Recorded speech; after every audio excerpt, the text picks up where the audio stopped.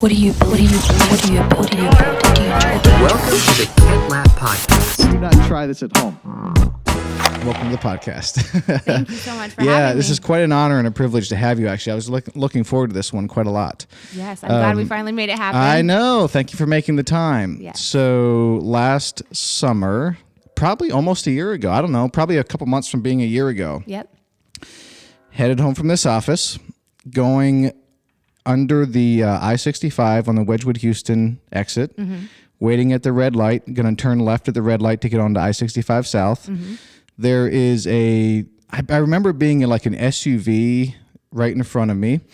And I mean, I look at bumper stickers all the time, but I never look them up. You know, like there's Sure. always bumper stickers and you never look them up. Right. Well, on this vehicle right in front of me on the rear window, lower right, is this sticker that said NDE, Never Die Easy. So I look at it, and of course, I'm at the red light, heading home in the evening. What am I doing? What probably everyone is doing, checking their phone, you know? Sure. But then I look back up at it, and I'm like, that NDE, it was like a really good graphic. Like the design was really nice. I remember thinking, that's kind of cool. And then beneath it, it's like, says Never Die Easy. And I was like, I don't know what, that actually looks kind of cool. So I just Googled on my phone. Like I never do that. You know what I Right. mean? Like never. Of Yeah. all the bumper stickers I see, I'm never looking them up. Right.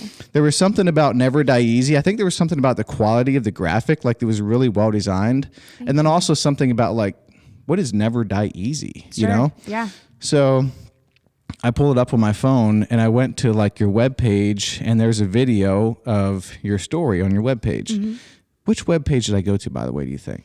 Was it Josh Powell Foundation? You probably went to the Never Die Easy webpage, which is kind of like on hold for now, but That's exactly where I was. Yeah. That's exactly where I was. But you had a video on there, like I remember being like 3-minute video or something like that. yep. So the light's still red, and I press play on the video, and your story starts to play. And I mean, your story, it's so heartbreaking and yet beautiful and hopeful, like all at once. Like I was in tears, like watching it, and just it was very personable. Like I felt like just watching that 3-minute video, like I somehow knew you a little bit, and like you did a really good job telling you guys a story. Thank you so much. So great job on that for sure. And then I don't know when it was after that point. I think I looked you up maybe on Instagram or something and found out more about you and reached out to you. So Yeah. here we are, almost a year later. Thanks for being on the podcast. Yes. Yeah. No accidents. And like you said, sometimes you just feel pulled towards something and you never know Yeah. why until you figure it out eventually. And you're like, oh, that's why that little thing was placed into my life and why I Yeah. have this pull to look into it a little bit more, which is always Yes, really cool full circle if you take it that far. exactly. I have to ask this. Did you design the Never Die Easy logo? So I actually, for all of our logos, I use 99 Designs. Have you ever heard Yeah. of Oh, it? yeah. Yeah. Yeah. So I had a vision. If you notice, all of our logos or slogans are all very clean. And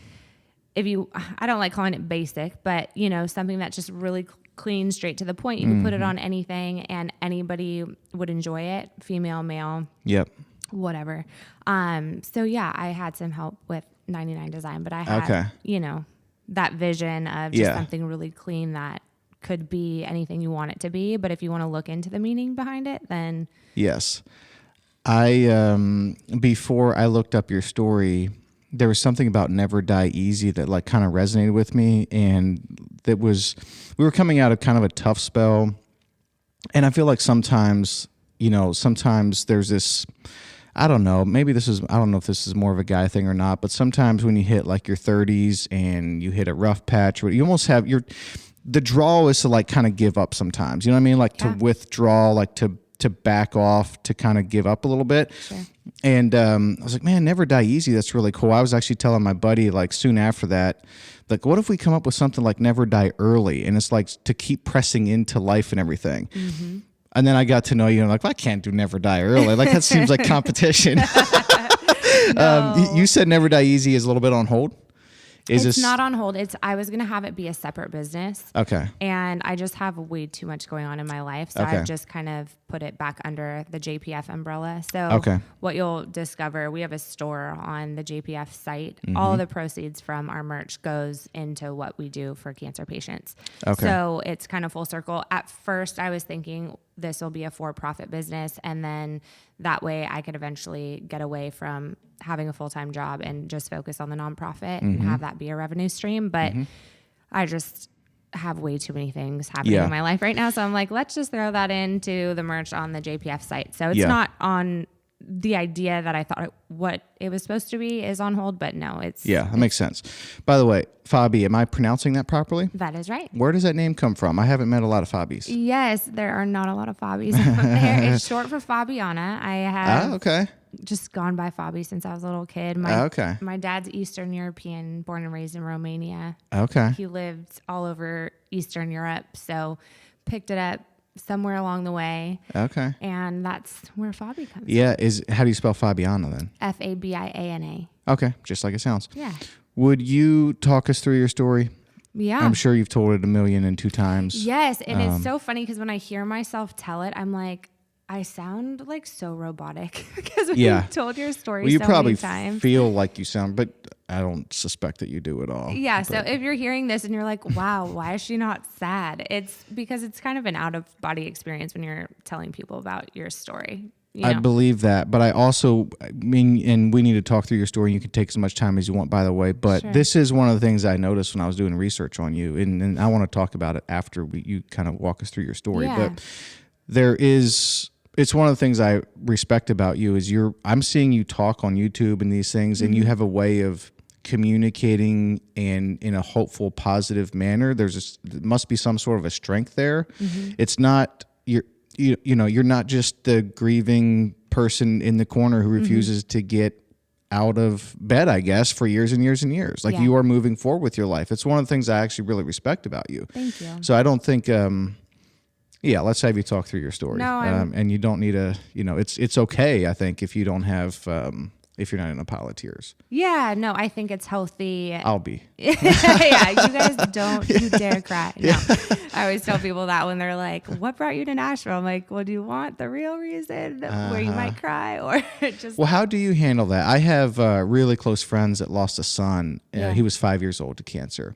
And they'll have other parents at the park be like, oh, how you doing? And they're like, hey, and how many kids do you have? And they say they have 4. And now one's died, but they go with 4. Yeah. And they leave it at that. But if they press in more or talk more, then they're not hiding anything, you know, but that is true. They have 4 kids, you know? Yeah. So how do you kind of handle that? Like, do you just go there if you feel like the conversation's like meant to go there? Or? Yeah, I think it's a feeling. If it's like in a bar setting and it's like a guy hitting on me, I'm probably not going to like dig deep into that just because I don't think it'll be appreciated. Sure. But I think it's important to share. I think it's therapeutic. I think that people need to hear about loss and grief because it's the one thing that we all will have in common at some point. I think it's also a very taboo topic. I think people are scared to mention it because they don't want to be the damper in the room or like don't want to bring somebody down, or people are scared to ask about it because they don't want to make you sad. And I think that's all just a misunderstanding. What I've found to be so beautiful in conjunction with sharing my story is it's connected me like deep rooted connections that I would never have had I not brought up that important part of my life. Like I was just on a flight. Where was I flying? Gosh, I feel like I'm always on a plane. I was flying back from Vegas. I have a widow friend, Margaret. She's amazing. She also helps me with JPF. She lost her husband to sarcoma as well, and we got brought together by the nonprofit, but that's a story for a different time.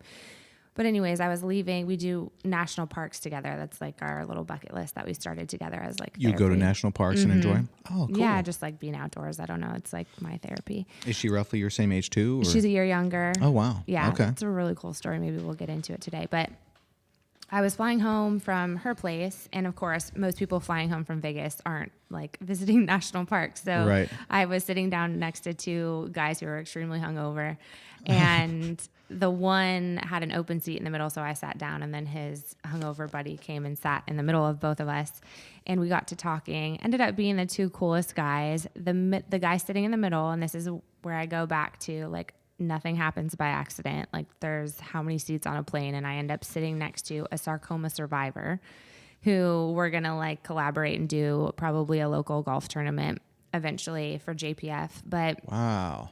all of that because within the first 2 minutes of talking to his friend, he asked me what I did for a living, and I talked about the nonprofit, and he's like, oh, what does it do? You know, and I think a lot of people in the beginning trying to be helpful would tell me, like, don't bring up the fact that you lost your husband, like, right away. Like, that's going to scare people away, or, you know, you don't want to like come on too strong. And I'm like, here's the facts, guys. This is a huge part of my life. I moved to Nashville because of my husband, who is no longer here because he died of cancer, which you guys will find out when I share my story in a second. Sorry for the spoiler alert.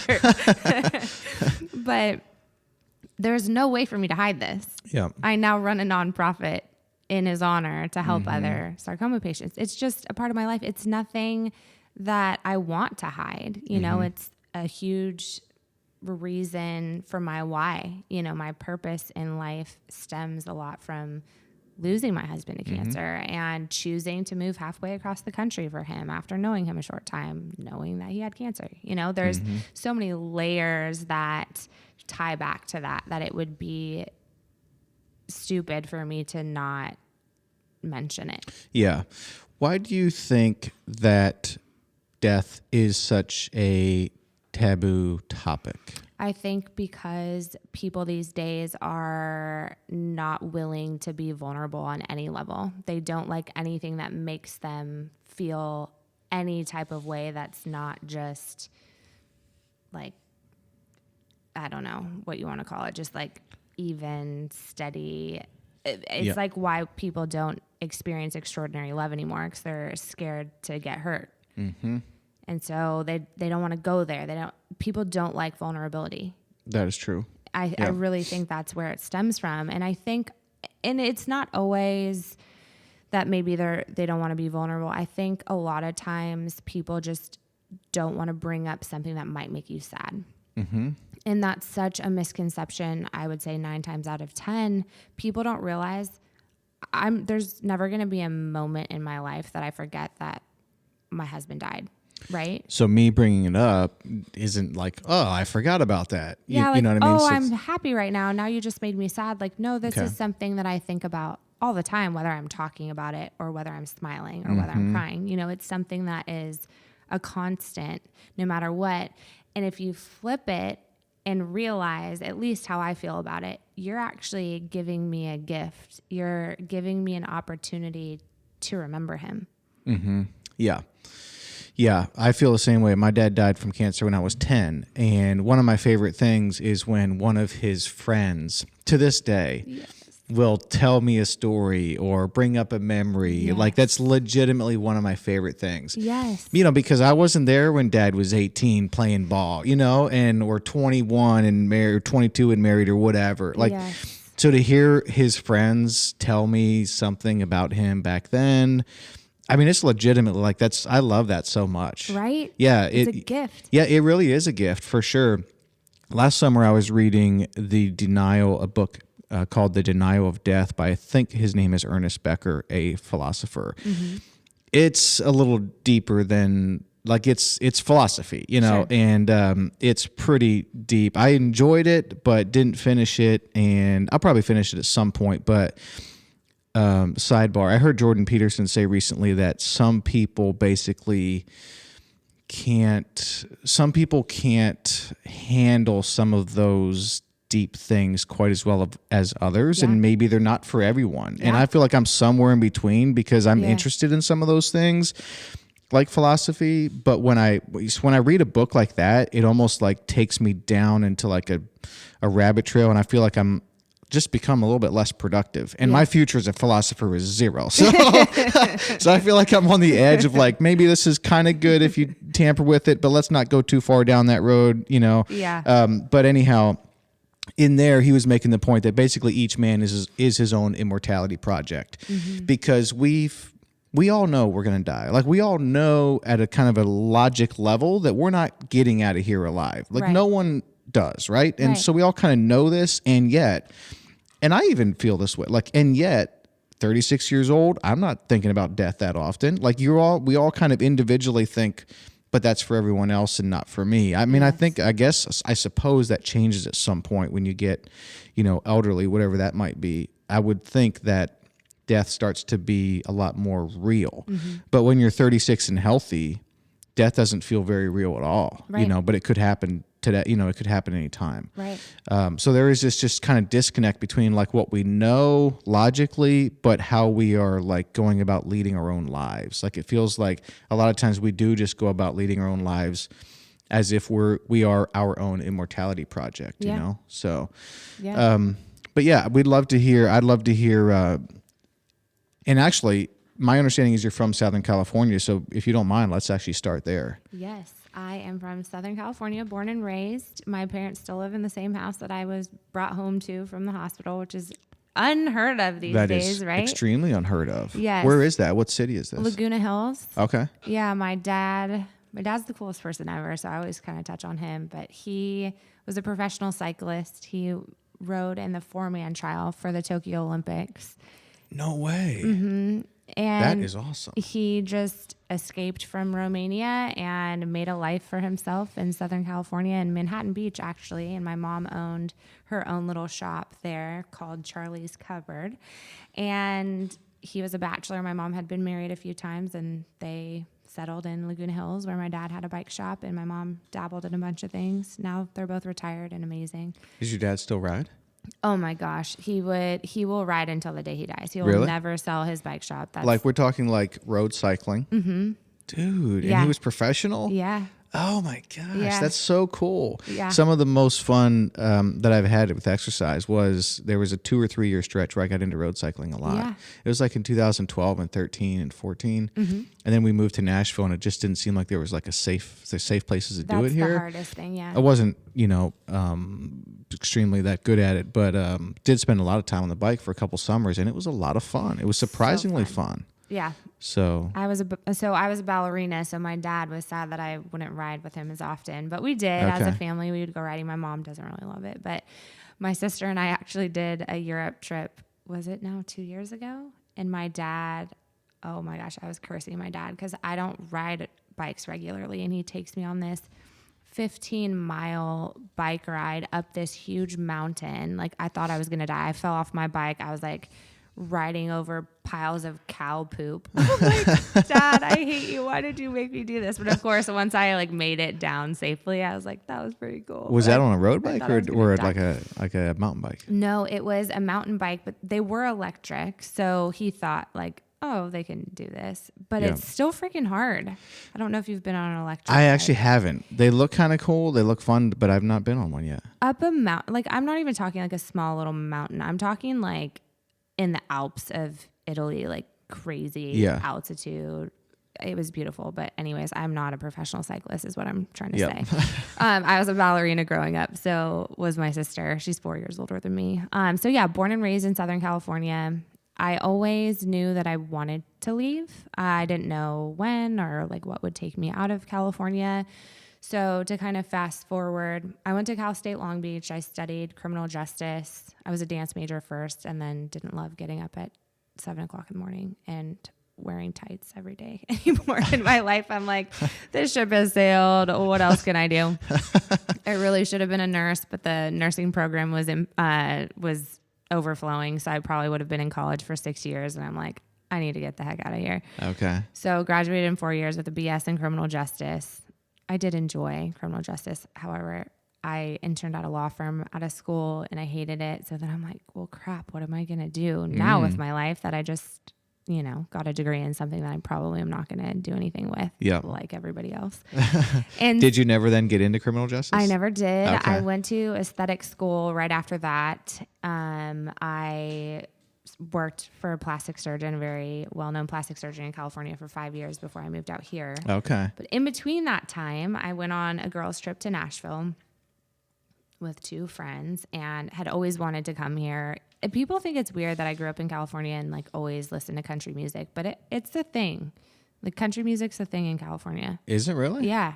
I don't think it was I find that surprising, actually. right? Yeah. So I don't think it was as big of a thing when I was growing up, but it's definitely become very, very popular in California. I think also because like Stagecoach is there and big country concerts are now like a big thing out in California. Do you think that the pop, like country becoming more pop, do you think that has helped get that out there? Maybe, but I don't know. I still love like old school, like Garth Brooks. Okay. Yeah. I'm actually surprised to hear that it's popular out there. Yeah. So, I mean, who knew? I introduced it to my parents. They love country too. So Nashville was always on the list. I had a patient that went on a trip and she came back. She was like, I think your future husband's in Nashville. I also think you'll move there one day. You need to go. And I was like, that's weird, but okay. So I called my girlfriend, Lauren, who's the, biggest traveler that I know. And she's so fun to travel with. I'm like, we need to go to Nashville. When should we go? So we start researching.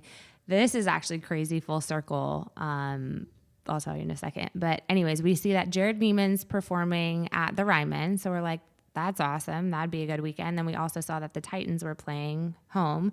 Okay. So they were playing the Cowboys. We're like, let's just go this weekend. Happens to be September 11th through the 15th. I'm like, let's do this. Of what year? 2014. Okay.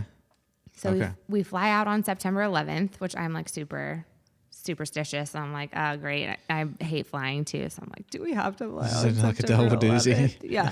So we fly out. We meet the greatest people. We have such a blast, like everybody else. Just you and your friend. You don't know anyone in Nashville. We don't know anyone in Nashville. It's just me, Lauren, and Amanda. And we just get to our hotel. We stayed, where was that? The Millennium, like super random, but inexpensive off the strip. So we go to the concert, we go downtown, we meet all these great people. And mind you, I'm 27 at the time. I've, dated in California. I've had boyfriends, but it's not like you go out in California and you like meet people frequently that you want to go on a date with. When we came here, guys usually won't even approach you in California. Everyone's a lot more standoffish. Not to give California a bad name, but people are more friendly here. Okay. And more apt to talk to a stranger or like not be nervous, or I don't know what the deal is. I could see that. But coming here, I'm like, I met multiple guys every night that I would at least go on a date with. And some, weren't from here, some were. I'm like, this is awesome. So we have a ton of fun. Then we go to our Cowboys Titans game, which is our last day here. And it's Sunday afternoon? Yes, Sunday afternoon, like best day ever. Just beautiful day. Sad to leave Nashville, but we were going to live it up, right? So we go back to Honky Tonk Central after the game, which was our favorite bar. And third floor, eating lunch. Not many people are there. And then we see this group of guys walk in. I'm also blind and I don't wear contacts. So if I don't have my glasses on, the likelihood of me being able to see someone's face that's like just right over there. No kidding. I can see them. I just, facial features, like you could be 80 or you could be 25. So I'm usually like, hey, Lauren, is that guy cute or is he like my grandpa? And so Josh and his 2 friends walk in and I saw Josh looking my way and I was looking his way and I'm like, hey guys, like, am I seeing things right? Like, he's cute, right? And they're like, yeah, he's really cute. I'm like, okay. So he walks over and stands waiting in front of the restroom, and I'm sitting at the bar, like we're right across from each other. And I smiled at him, and he smiled back, but then he looked behind himself to see if I was like looking at someone else. No way. And so then I started laughing. I was like, no, I'm looking at you, ding dong. And he was like, oh, okay. And I'm like, come over here when you're done. And so he did, and it was just, I don't know, this is so cliche, but it was one of those, like, we've known each other our whole lives. We had witty banter right off the bat. I think he always made fun of me for this. The first question that I asked him was, who does your eyebrows? because it's the industry that I'm in, so I notice things like that. And he was like, what do you mean? He's like, that's the weirdest pickup line I've ever heard in my life. Did anybody do his eyebrows? So he lies, but he was raised by a single mom for a lot of his life. She's very, very put together. Like, Okay. She and I look very similar, just 20 years apart. And so she like made sure he knew not to have a unibrow and stuff. Okay, so sure. I could for sure see him like at least shaving or tweezing in between to like keep him separate. Sure. He was like, nobody does my eyebrows. I'm like, yeah, okay, whatever. and so that was a joke. And then the first time he ever That's a pretty ballsy thing to say to a dude. Like that might actually offend him. Well, I you know mean, what I mean? but like he had really good eyebrows. It was a compliment in my book because Yeah. I don't know, I noticed things like that. So after that, the rest was history. We just like spent the rest of the day together. I had him out on the dance floor with me because I love dancing. Obviously, that's my background.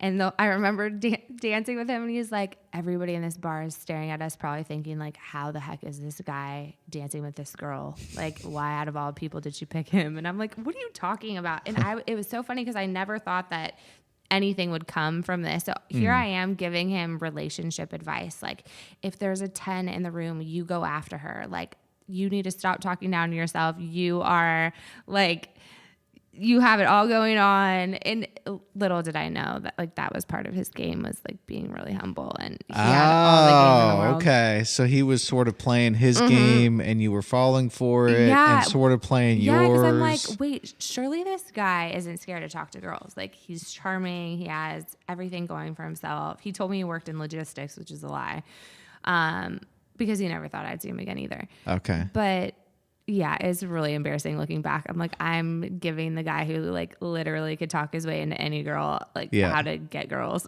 Yeah. So stupid. But obviously hindsight's 2020. I knew better eventually down the road. I'm like, you had to have been shaking your head. Like, this girl really thinks that I don't get girls, huh? Yeah. Well, I mean, obviously it worked. So I don't think you did everything wrong. Right. So, I mean, I could go on and on about this story, but I always say long story short, but my stories are never short. So I end up going back to California the following day. Again, never think I'm going to see Josh again. And You have his number and stuff? yes, we Okay. exchanged numbers. He wanted to stay the night, and I was like, yeah, no. And we lost Amanda at that point. We literally couldn't find her until the next morning. That was scary. We found her. She's good. But I was like, no, Amanda will be mad if she comes home and you're here in her bed. But yes, we exchanged numbers. And then I went back to Cali, and he just was like, I've never met anybody like you before. I can't imagine never seeing you again. If nothing else, like, let's FaceTime soon. Mm-hmm. And that just opened the door to what ended up being a long distance relationship. We fell very hard, very fast for each other. And so this is actually what's weird is his birthday is September 11th. So we flew out there on his birthday, and I told him after the fact, like, I was your birthday gift that you didn't know you were getting. Mm-hmm. And so went back September 15th, and then 2 months later he was diagnosed with synovial sarcoma. So he had just been stationed at Fort Campbell. For those of you who don't know anything about our story, Josh was a West Point grad. He played football for Army. He went straight to Ranger School after that. He started to notice some pain in his lower abdomen during Ranger School. But if you know anything about Ranger School, it is brutal. Everybody is in pain constantly. Mm-hmm. They just put you through the ringer. I mean, most people without cancer don't make it through Ranger School. So... And is he roughly your age at this point when you guys met? So, Like 27, I'm 28? a cougar. No. He was 25. He's actually 2 okay. years younger than me. Okay. So 25 when we met, and 25 when all of this was going on Okay. as well. So he had just turned 25. And was he also visiting Nashville, or was he No. living here? So he was stationed at Fort Campbell, which is just right on the border of Tennessee and Kentucky. Okay. So like August, he got stationed there, and this is September that we're meeting. So Oh, okay. So he had just got stationed there. yeah. So and also they like don't go down to Nashville very often, especially on a Sunday when they have to work the next day. So all the stars were aligned for us to meet. I think I'm weird like that. Yeah. And I believe in that kind of kooky stuff.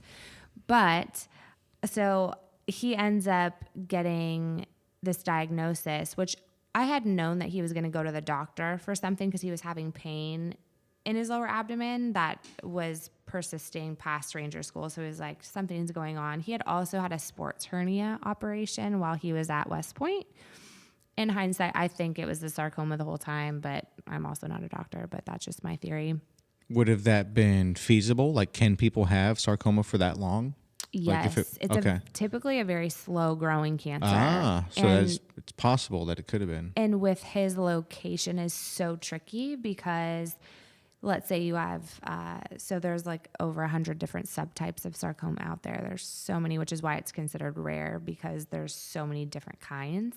But as a whole, I mean, I sat down next to a guy on a plane, you know, I hear it all the time now, but for him, it's typically slow growing. By the time he found his, it was the size of a volleyball in his lower abdomen. So I think A volleyball? a volleyball, if you can imagine. Inside his abdomen? Yeah. So if you think of like a pregnant woman who doesn't show until she's like 6 months, your organs just move out of the way. Plus, he's a 230-pound linebacker. So there was space for that to just, you know, be sitting there and not to notice that pressure. It's so remarkable. Like, you would think, I guess that's a good analogy. Someone who is 4, 5, 6 months pregnant and not super showing. Yeah. Because at that point, the baby in your womb and everything is probably like a volleyball too. Yeah. It just seems weird that you would have something like a volleyball in your abdomen and not show. Well, and but if he's a big dude too. Big dude going through ranger school and not wanting to get kicked out of ranger school, he was like, I'll get this checked out later. Man. So by the time he got it checked out, it was protruding from his pelvis area. But for so long, you couldn't even tell. So that's why my thought is they went in, they did this sports hernia operation, which from my understanding is controversial anyways. It's not always necessary to operate on something like that, from what I understand. But my thought is they went in, they cut into this so-called hernia, and then that caused it to really speed up the growth process. Because for it to become the size of a volleyball is crazy. Like so big. So they go to check it out. The thing with sarcomas, they're hard to diagnose. So a lot of times it's thought of as like a benign tumor or cyst or whatever, growing pains, or, you know, it's just a growth plate issue because there's a lot of like Ewing sarcoma or osteosarcoma. Those are bone cancers. And when you see a healthy young kid, you're not like, oh, they have sarcoma cancer. You think, oh, they're having growing pains, or it's just a benign cyst. They go in and they go to cut it out and then realize like, oh crap, this is extremely aggressive form of cancer that we didn't get clear margins on. And that's kind of where you get in the weeds. But so I knew he was going to the doctor. We're thinking maybe he has another hernia, or, you know, I didn't know the full background of everything. You knew he was going to the doctor after you met him? Yes. Like was this 2 months after the September meeting for the first time? Yeah. So he, and I think his first doctor's appointment for this, just as like his first checkup at Fort Campbell, was probably a month after we started dating. But when you guys met, he had no idea he had cancer. No idea. No idea at all. No. I mean, he's 25, so healthy, so active, no cancer history in the family that we know of. So yeah, I mean, that was shocking. And I mean, the more you get to know me, I'm very much a glass half full, you know, positive, silver lining, beauty from ashes type of person. So when he was getting really nervous, he was like, hey, they did an ultrasound and they think that I have a tumor. I'm like, okay. And he said, you know, it looks like this type of cancer that could be really aggressive. We need to do a biopsy. And so Josh is spiraling, you know, freaking out, like, maybe it's cancer, blah, blah, blah. And I'm like, well, it could be, but it could be something benign, you know? So let's not spiral out of control until we know what we're really dealing with. So they did a biopsy initially. It came back non-diagnostic. So they weren't able to diagnose it from the biopsy. It was just, I don't know, a bad tissue sample or something. So then they send him to Vandy. They do another biopsy, an open biopsy, where they actually, you know, do a tiny little incision to get a better sample of the tumor. And then you have to wait for those results to come back. So it wasn't until November 18th that he was officially diagnosed with synovial sarcoma. Okay. And that was a rough rough time. He tried to get rid of me numerous times during that period in our relationship. And Had you seen them again in person at this point, or is this So- all over the phone? I had a trip planned to go out there right before Thanksgiving, go back out there to meet his family. Yep. And then he was going to take some leave the beginning of December to come out to California to meet mine. Okay. So that was already on the books. Okay. And so I go out there and he starts chemo, and I meet his family, and it was just such an easy fit. Mom and I get along so well. We had cool. the best time. Obviously, I'm so nervous because there's so much anticipation leading up to like that second meeting, because you're like, wait, did we really have this like magic chemistry when we met? Yeah, exactly. Or did we make that up and now we're going to see each other after we've invested all this time on the phone, getting to know each other, getting all excited about this? Then we see each other, we're like, yeah, no, it's not really there. I don't know what we're doing. Yep. So nerve-wracking. Well, and also, and also you're meeting the family, seeing him for the second time. Yes. And participating in what's the beginning of his cancer treatment, right? Like Yes. all in one All in trip. one swoop. That's so much. So much. So, yeah, that trip was just a huge turning point in our relationship. Like, this is the real deal. If you're going to do this, like, you have to be all in type of thing. And I don't know, people thought I was crazy. And it's so funny because I don't know. I'm very indecisive when it comes to like really trivial things, like what color napkin should we have for this party? I'm like, I don't know. Can you just like make that decision? I don't want to deal with like mindless decisions. I don't know why those are so hard for me, but like life-changing decisions, I'm like, yes, 100%, or absolutely no. Okay. And so for this, when he was like, listen, I would never expect you to stick by my side through this. We have not been together for very long. He had just told me that he loved me for the first time 10 days prior. Over the phone? Over the phone. Okay. Going through the McDonald's drive-thru. And for me, it took me 27 years to find somebody that I wanted to do life with this bad, that outweighed anything else. Mm-hmm. You know, it was like, why would I pass up an opportunity to experience extraordinary love with somebody just because they might not be here forever? Hello, that's every single one of us. Just like you were talking about. Yeah. You know, you're in your 30s and you just don't think that death is around the corner. But the truth is, that's not true for any of us. We don't know when that time is going to come. And that's where Never Die Easy comes from. That's where Keep Going comes from, you know, and why that resonates so much with certain people who have similar life experiences, who realize how fragile life is and how short our time can be here. So I never thought it was crazy. I knew for sure that I wanted to give this a fair shot, even if that was me moving my whole life to Nashville, you know, not knowing anybody but Josh and his family, and not knowing what I was going to do for work and all of that. And two, like I said before, I wanted a way out of California eventually anyways. In my mind, I was like, what's the worst thing that can happen? He's the vessel that gets me to Nashville. Right. Okay. And I told him that to begin with. I'm like, do not put pressure on yourself around this situation. I love you and I want to do life with you, whether that's fighting cancer or traveling the world in an RV. I don't care what that looks like. Like, I just want to do this with you. And I know you want to do it with me too. Don't rob yourself from that just because you have cancer. So just let me be there for you. Let me love you through this, because if anybody can do it, I know that's what I was put on this earth to do. Like, I have the capacity to be able to do that. Not everybody does. So just accept this, and let's just agree that if this goes south and we end up not working out, I'm going to stay in Nashville anyway. So don't put the pressure of that on you. I'm going to get my own place. So there's a lot of me convincing him not to feel like the weight of the world on his shoulders. That makes sense. And are these conversations you're having when you're there in person in November when he's starting his chemo? This was, or kind of over the phone? Had the start of that conversation the day he found out he had cancer. Just because that's what was going through his head. Like, I don't want her to feel like she has to stay because of this, and I will never think anything less of her if she decides that this is not for her. And the inward knowing of I am ready for this. I was built for this. I can handle this. I want to go all in and pursue this, and I'm going to be able to help him through this. That inward knowledge, it sounds like you just kind of had it.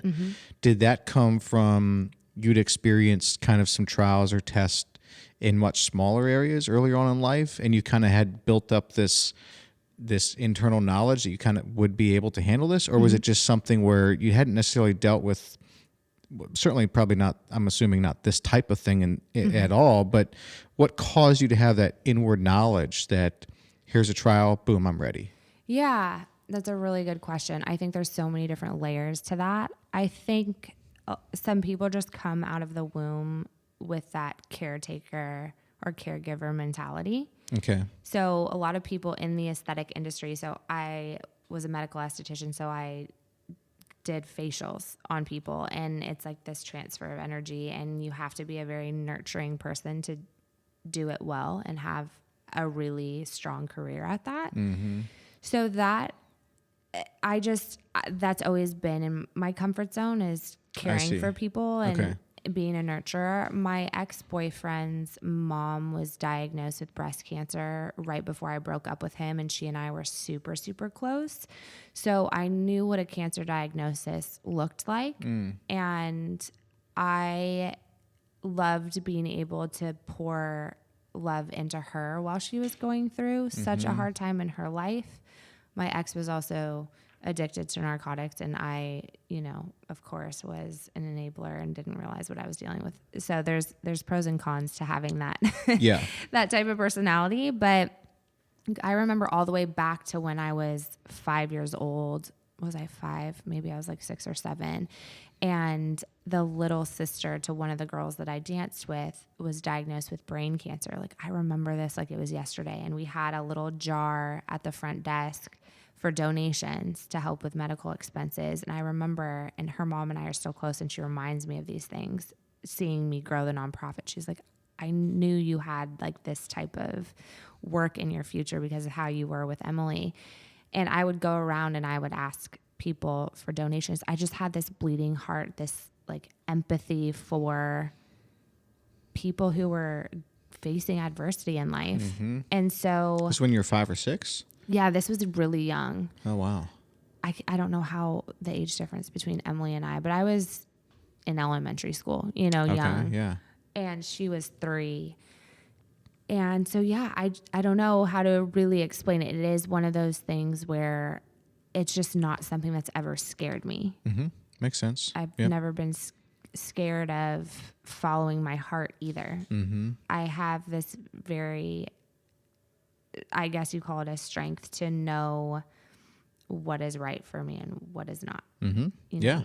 And I can make crazy think that's a decisions. strength. I think that's character, somewhat, know. And then it's interesting to kind of look back now and see how these things, a couple of these areas kind of had played out, like when a much smaller version of them then when the big test came, it helped you be ready. Yeah. So Yeah. So then, okay, let's pick the story back up at you're meeting him. Yeah. He's getting the cancer treatment for the first time. Yeah. So I met his family. Everything goes great. I went with him I think it was his second round of chemo was the day that I was leaving. I went with him and watched that whole process and went back to California. And then he came probably 2 weeks later to come visit me, met my friends, met my family. We all loved each other.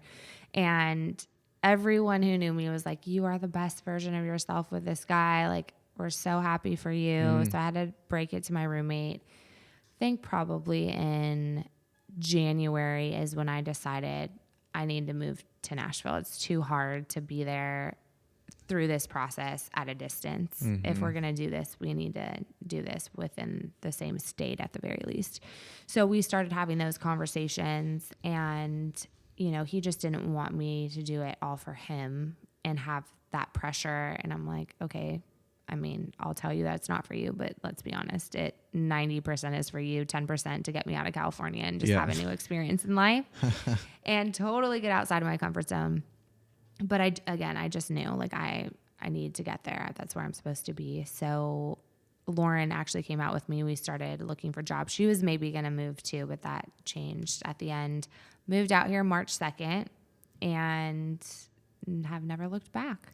March 2nd of 2015 now, right? Of 2015, yeah. March 2nd, 2015. Yeah. Moved here. Yeah, wow. So then, I mean, the rest of it is just every up and down you could ever imagine. Botched surgeries, infections, wound vacs, having to switch treatment centers, everything you could imagine. And what's a wound vac, by the way? Yeah, wound vac. What it sounds like?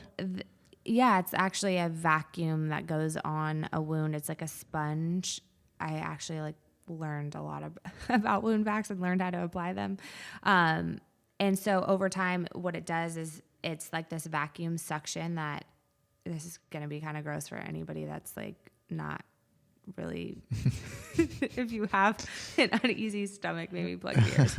But it sucks out any fluids to help the wound close faster. I see.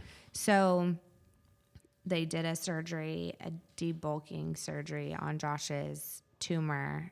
And in hindsight, you never do a debulking surgery on a sarcoma because once you cut into it, it has an opportunity to spread everywhere, which you would think is something you would know, but we didn't. So we did the surgery and Josh developed a massive infection and we were rushed into surgery. And because his whole entire abdomen was filled with infection, they had to do 3 back-to-back debriding surgeries to get rid of the infection. Obviously, the cancer was still there too on top of it. So he had a wound vac for months, which all of this is just unnecessary. We just should have never done that surgery to begin with. Wow. But you live and learn. So we eventually went to MD Anderson where they agreed to do an internal hemipelvectomy. This was in January of 2016. And they did a 13-hour surgery, removed his entire tumor. They took muscle flaps from the tops of both of his thighs because they removed his entire lower abdomen. They replaced it with cowhide. And no kidding. Yeah, really crazy. The actual stomach or his outer skin abdomen? Skin, tissue, muscle, everything was removed. So they took the muscle flaps from his legs to replace what they had to remove. They took half of his bladder, part of his pelvis, and yeah, it was crazy. Part of his pelvis bone, the structure, they just cut it out? Yeah, it's called so there's an internal hemipelvectomy and a hemipelvectomy. So a hemipelvectomy actually takes your leg and your hip. And so you would have a prosthetic, but you really wouldn't have a athletically functional leg because it's your hip is gone too. So Dr. Lewis, she's absolutely incredible, the best, probably not even just in the nation, but she is the one who you would want doing this surgery. Okay. So she was able to do that and save his leg. So after that surgery, it was, the margins are clear. Everything looks really good. He spent 10 weeks in the hospital. So I was going back and forth, still working full time here, but flying to Houston, switching off between me and his mom and other family members. Is this where he was at the time? He was in Houston. Okay, yeah, so he's not at Vandy at this anymore. point. Okay, gotcha. And so then he comes back and he's thinking I'm in remission. This is awesome. He goes and buys a ring and proposes to me in Laguna Beach, California, which is at this place, which was our spot. Every time we went back to California, this is the place that we would go, the deck in Laguna Beach. If you've never been, you should go. But he proposes, we have our whole life ahead of us now. Our cancer journey is coming to an end. We finally have this amazing life that we feel is owed to us because of everything that we've been through together, which sounds selfish, but you get it. Yeah, totally get it. And this is, by the way, he's kind of had this big, can you say the surgery again? Yeah, internal hemipelvectomy. Internal hemipelvectomy. And so it's we kind of got it all and we can get you on a growth and healing trajectory. Yep.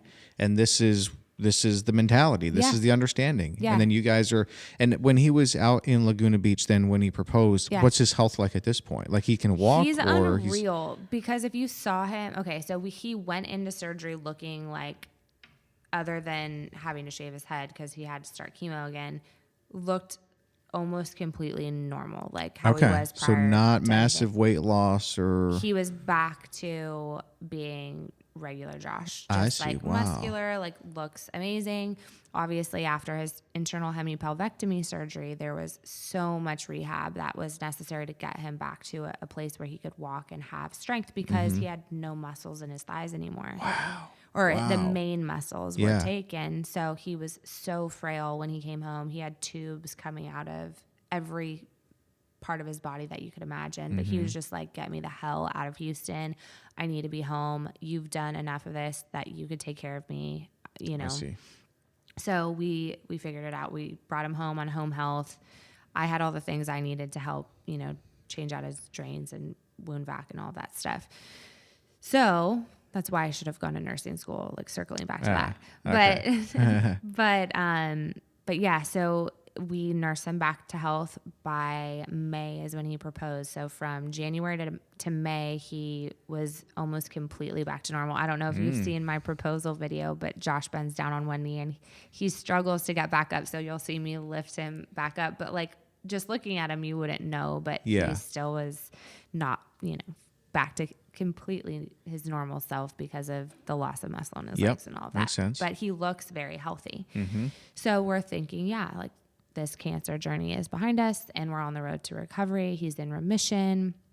Well, he has how many months is that? January, February, March, April, May. So his 4-month checkup post-op, we fly out to Houston really shortly after he proposed. And it was You said yes on the spot?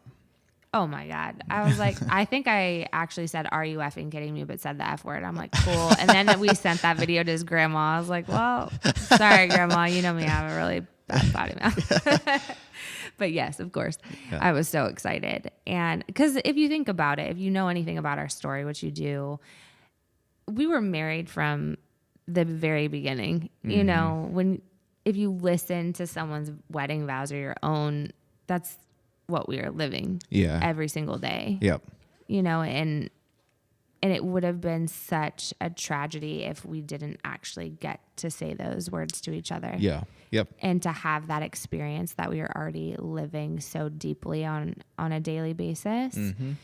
So we'll go to our wedding soon enough. That's the most magical thing you'll ever witness. If you're looking to cry, you should watch our wedding video. But yeah, so we had no idea. So we go to this appointment, and Josh's oncologist and I are dear friends now. She's such a freaking badass. She's the best sarcoma oncologist out there in my book. She's just got a gift beyond just being a good doctor. But she gave us the most incredible gift of honesty.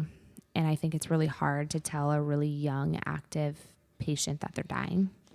Oh, it has to be. Yeah. And I don't take that lightly. And I know why people don't have that conversation.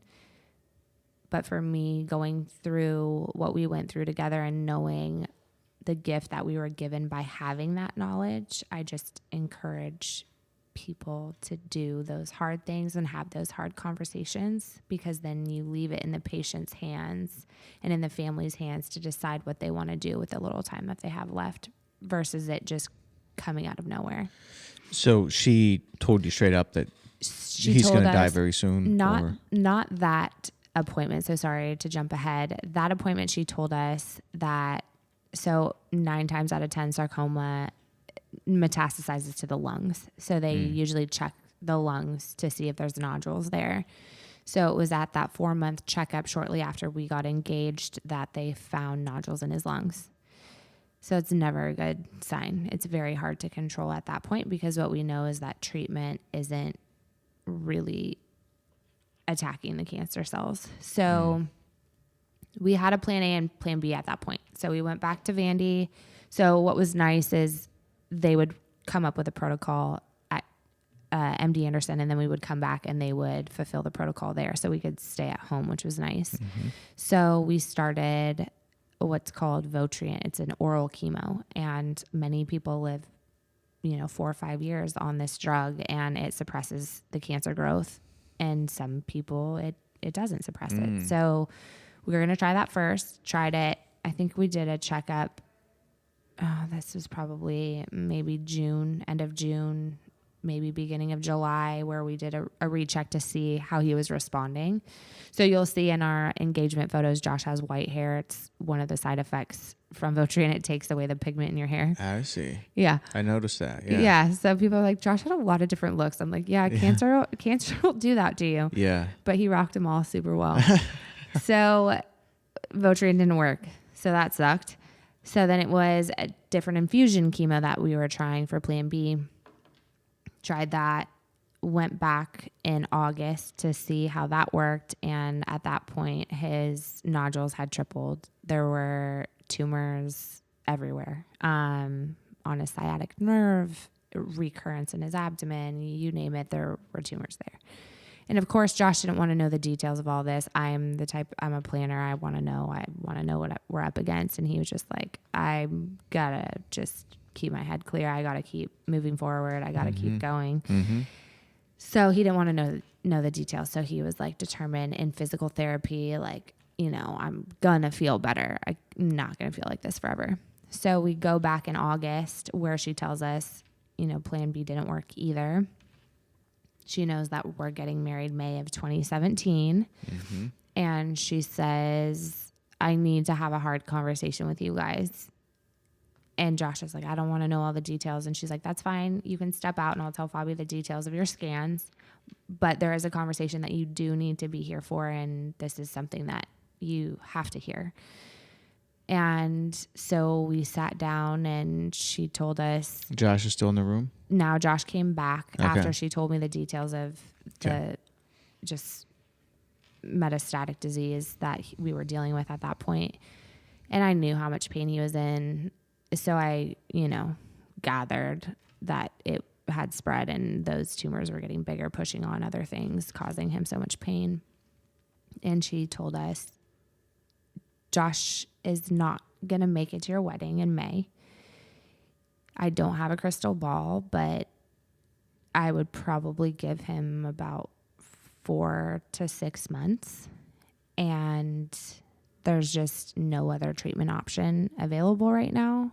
And everything we've tried is not suppressing the cancer. It's just continuing to grow past it. So you need to move your wedding date up. And I'm going to be here for you guys every step of the way. If there's anything that you need, if you want to do your own research and see what kind of clinical trials are out there, I will, search high and low for any clinical trials that are potentially here that you might be eligible for. But that's kind of what we're working with. And that was the first time I ever broke down in front of him in regards to cancer. And we never talked about him dying ever up until that point.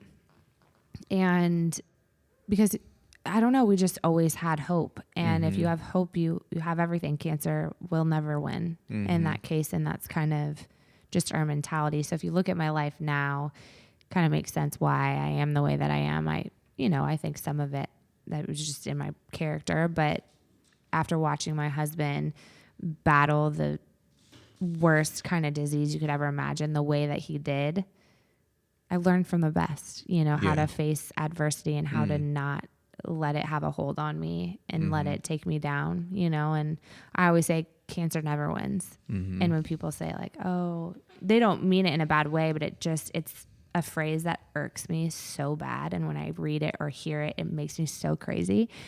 But when people say he or she lost their battle to cancer, like giving any sort of respect like that to cancer just makes me crazy. Like, oh, really? Cancer, no matter what in my book, never deserves a W. Yeah. Never. Like cancer stole his life. Yeah.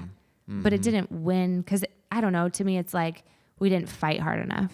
And so cancer won. Yeah. And I don't know. I'm trying to like eradicate that from people's vocabulary. But do you kind of get what I mean? I totally get what you mean. Yeah. I actually really like that.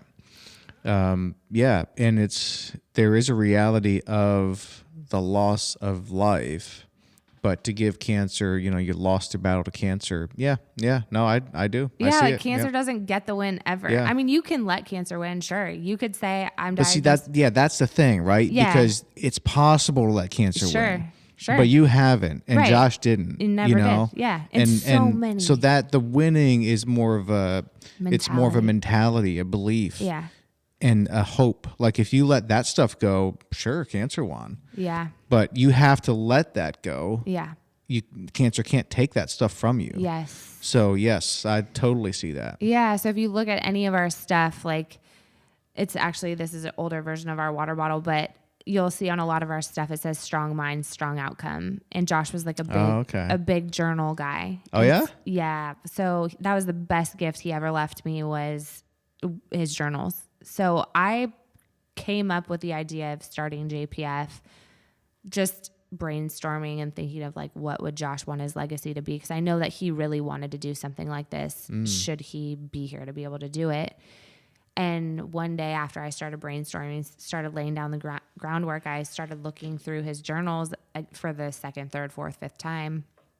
Different things would pop out at me. And I'm like, oh my gosh, this is just validation that I'm on the right track for the legacy that he wanted to create for himself. Mm-hmm. And so I found strong mind, strong outcome just randomly scribbled in his journal. And I was like, that needs to be on something, because it's so true. And that's what sorry, we keep bouncing around. Mm-hmm. This is why my nickname is Squirrel. I'm super squirrely. But that's kind of the mentality of why, like the unmet need that JPF fills is more providing that mental strength to patients and focusing on resilience and showing people what it looks like to not let cancer win.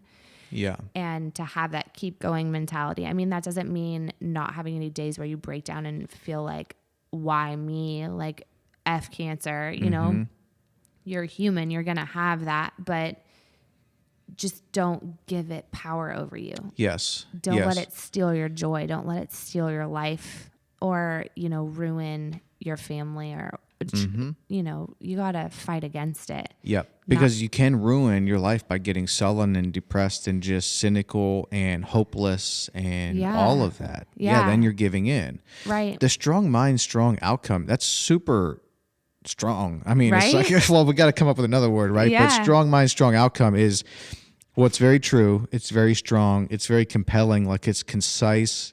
But it's super true. Yeah. I'm getting coached right now for a 3-month thing by a guy named Chance Scoggins. Uh-huh. And it's super helpful. But one of the, like we all kind of have, or I don't know, I have at least, these stories that I tell myself when I'm down. And one of the stories that I'll tell myself when I'm down is like everything good will leave or die. Mm-hmm. And that's happened a couple, like it's like I can look at a couple of small examples and yes, it's happened. Like it happened with my dad and some, Yes.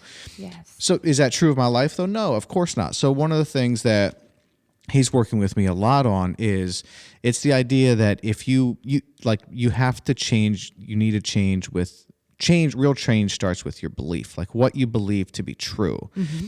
Change starting at the level of action is not sustainable change. Mm-hmm. And so he's kind of coaching me through, you have kind of this quadrant, which belief drives action, which drives results, which drives emotion, which feeds back into belief. And that can work for you or that can work against you. And if you have negative beliefs, guess what? Not so good actions, bad results, worse emotions, even worse beliefs. And that can spiral down. True. So the strong mind, and he's like a neuroscience, like he's kind of a combination of like a neuroscientist, therapist, and performance coach is the best way I would know how to describe him. Yeah. And so this is like a scientific thing because it's like the back part of your brain is the subconscious, and you can like logically tell yourself, X isn't true, but if the back part of your brain believes it's true, it's going to lead you in a way that's not going to be helpful. And so the strong mind, strong outcome is actually like incredibly profound. It's like, powerful, where did he right? get that? Yeah, but that's definitely something that you need to play on. I'm telling you, his journals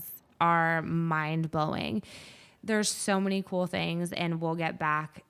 I hope I remember them, but remind me. One of them is something in his journal that kind of ties into us having a child together.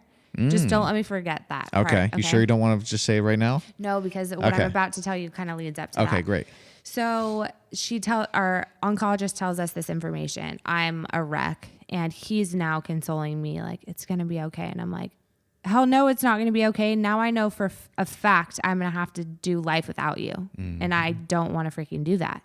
We're just getting started. Like we have an empire that we're building, and we are going to take over the world. Like I can't do that alone.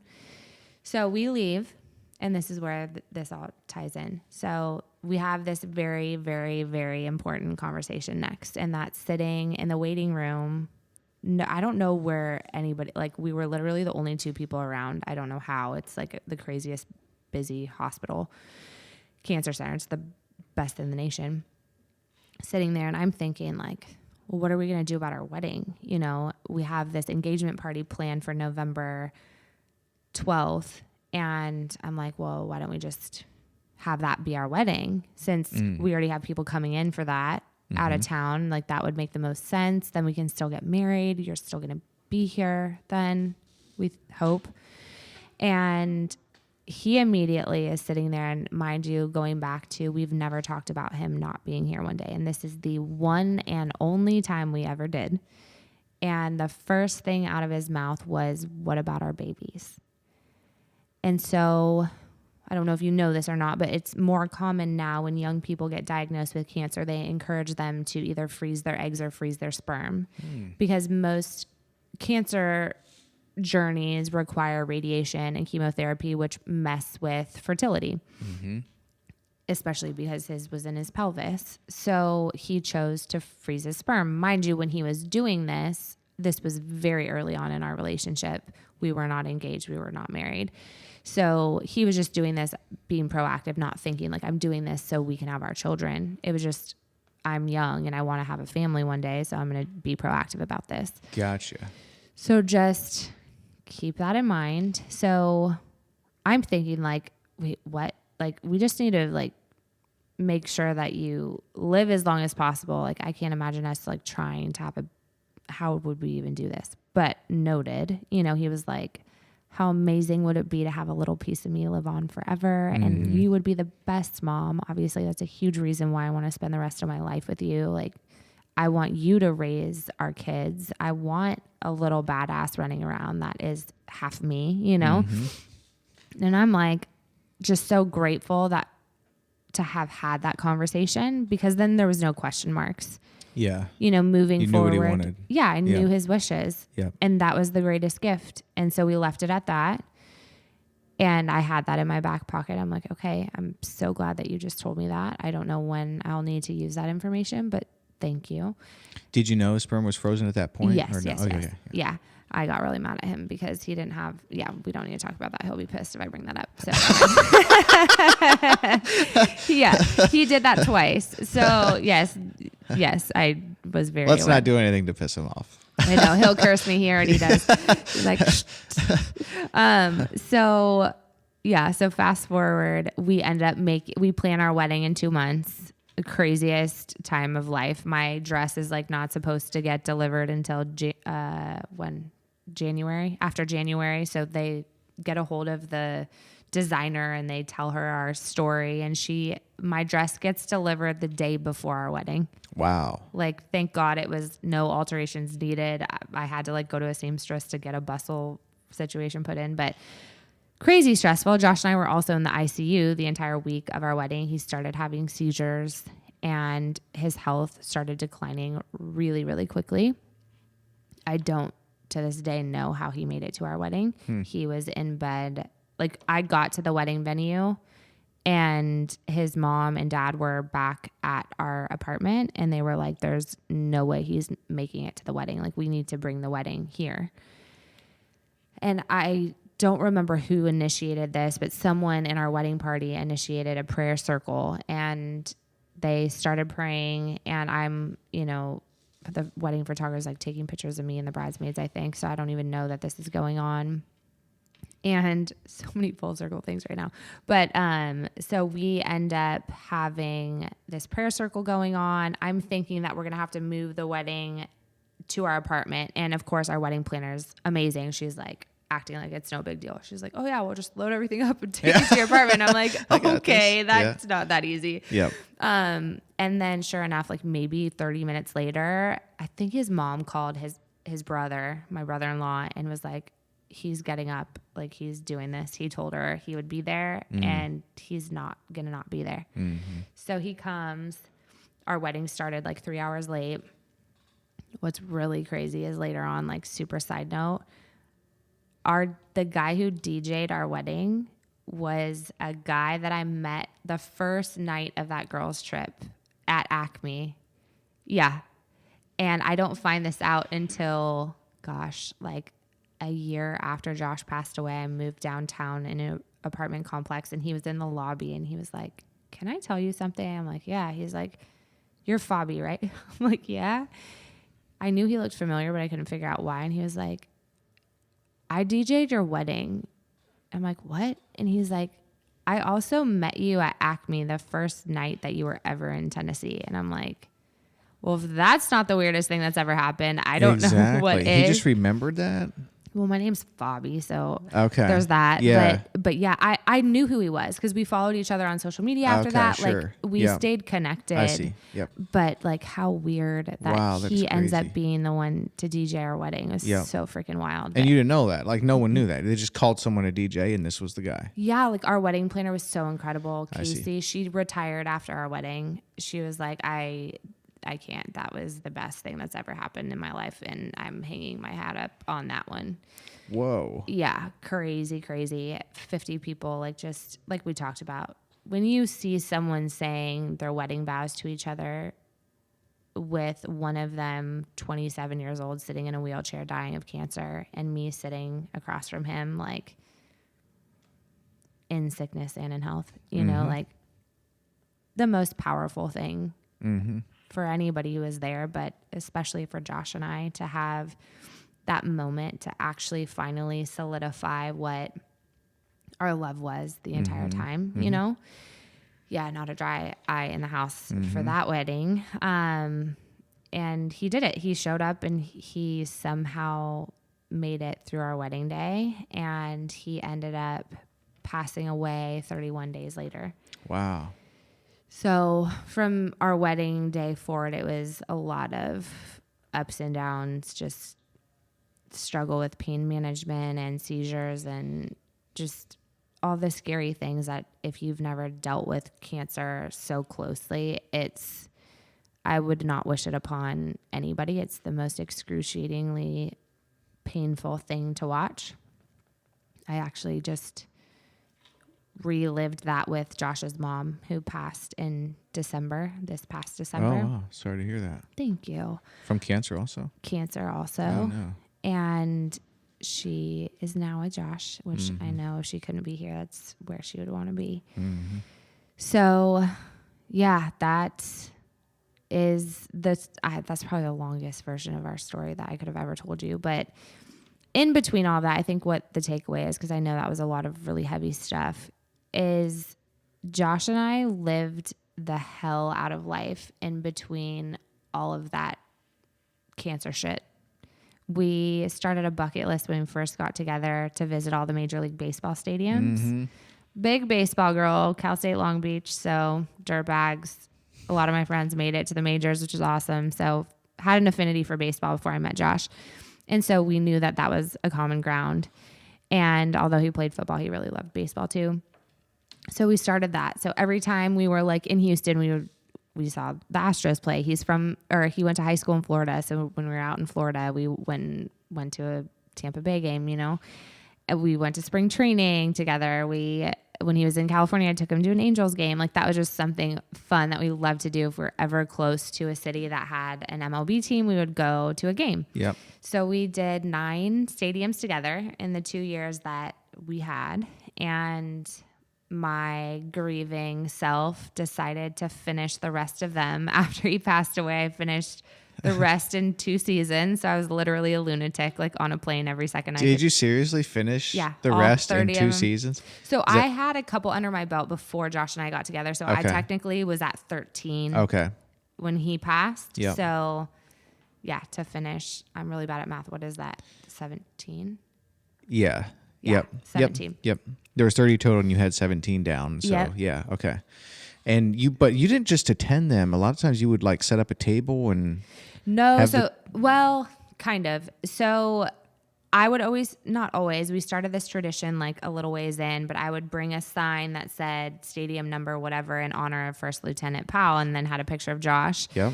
And we always got seats behind either the home team or the opposing team's dugout. So either the coach or like I would know one of the players or something, like someone would always do something really cool. Okay. We had field passes, Josh and I, for some of the games because of some of my friends who are so generous. But what you're thinking of is we did one of the patients that we supported, Leo Cole. His favorite baseball player was Chipper Jones, Josh's same favorite baseball player. Well, one of my friends knows Chipper's agent. So I got a jersey signed by Chipper and a video that Chipper sent to me, wishing this Leo, I'm so close with his family now, but this amazing kid who reminded me so much of Josh, synovial sarcoma, same exact area, same mentality at Vandy. Like Josh sent him to me for sure. Mm-hmm. But we got him, softball was his thing. So we sponsored his softball team, did all this cool stuff with Chipper for him. And then we had him throw the first pitch at the Lipscomb baseball game, which was like his dream. So we had a JPF table set up there. And at a lot of his softball tournaments and things, we would set up tables. Gotcha. But yeah, that's on the list. We will do that at the Sound Stadium one day because Josh and I had season tickets there. And obviously our love for baseball, we have to have some sort of connection. Yeah. With the Sounds someday. I just haven't made that connection yet. But yeah, so baseball was our thing. We traveled all the time. We went to concerts all the time, which is, don't let me forget about an upcoming event that we have that is so full circle and so epic. You will want to be there, and you will want to be there too. May 23rd. Save the date. JPF with JPF? Mm-hmm. Oh, okay. Coming up quick, May 23rd. It is so cool, you guys. Like, we'll touch on that in a second. But sorry, squirrel again.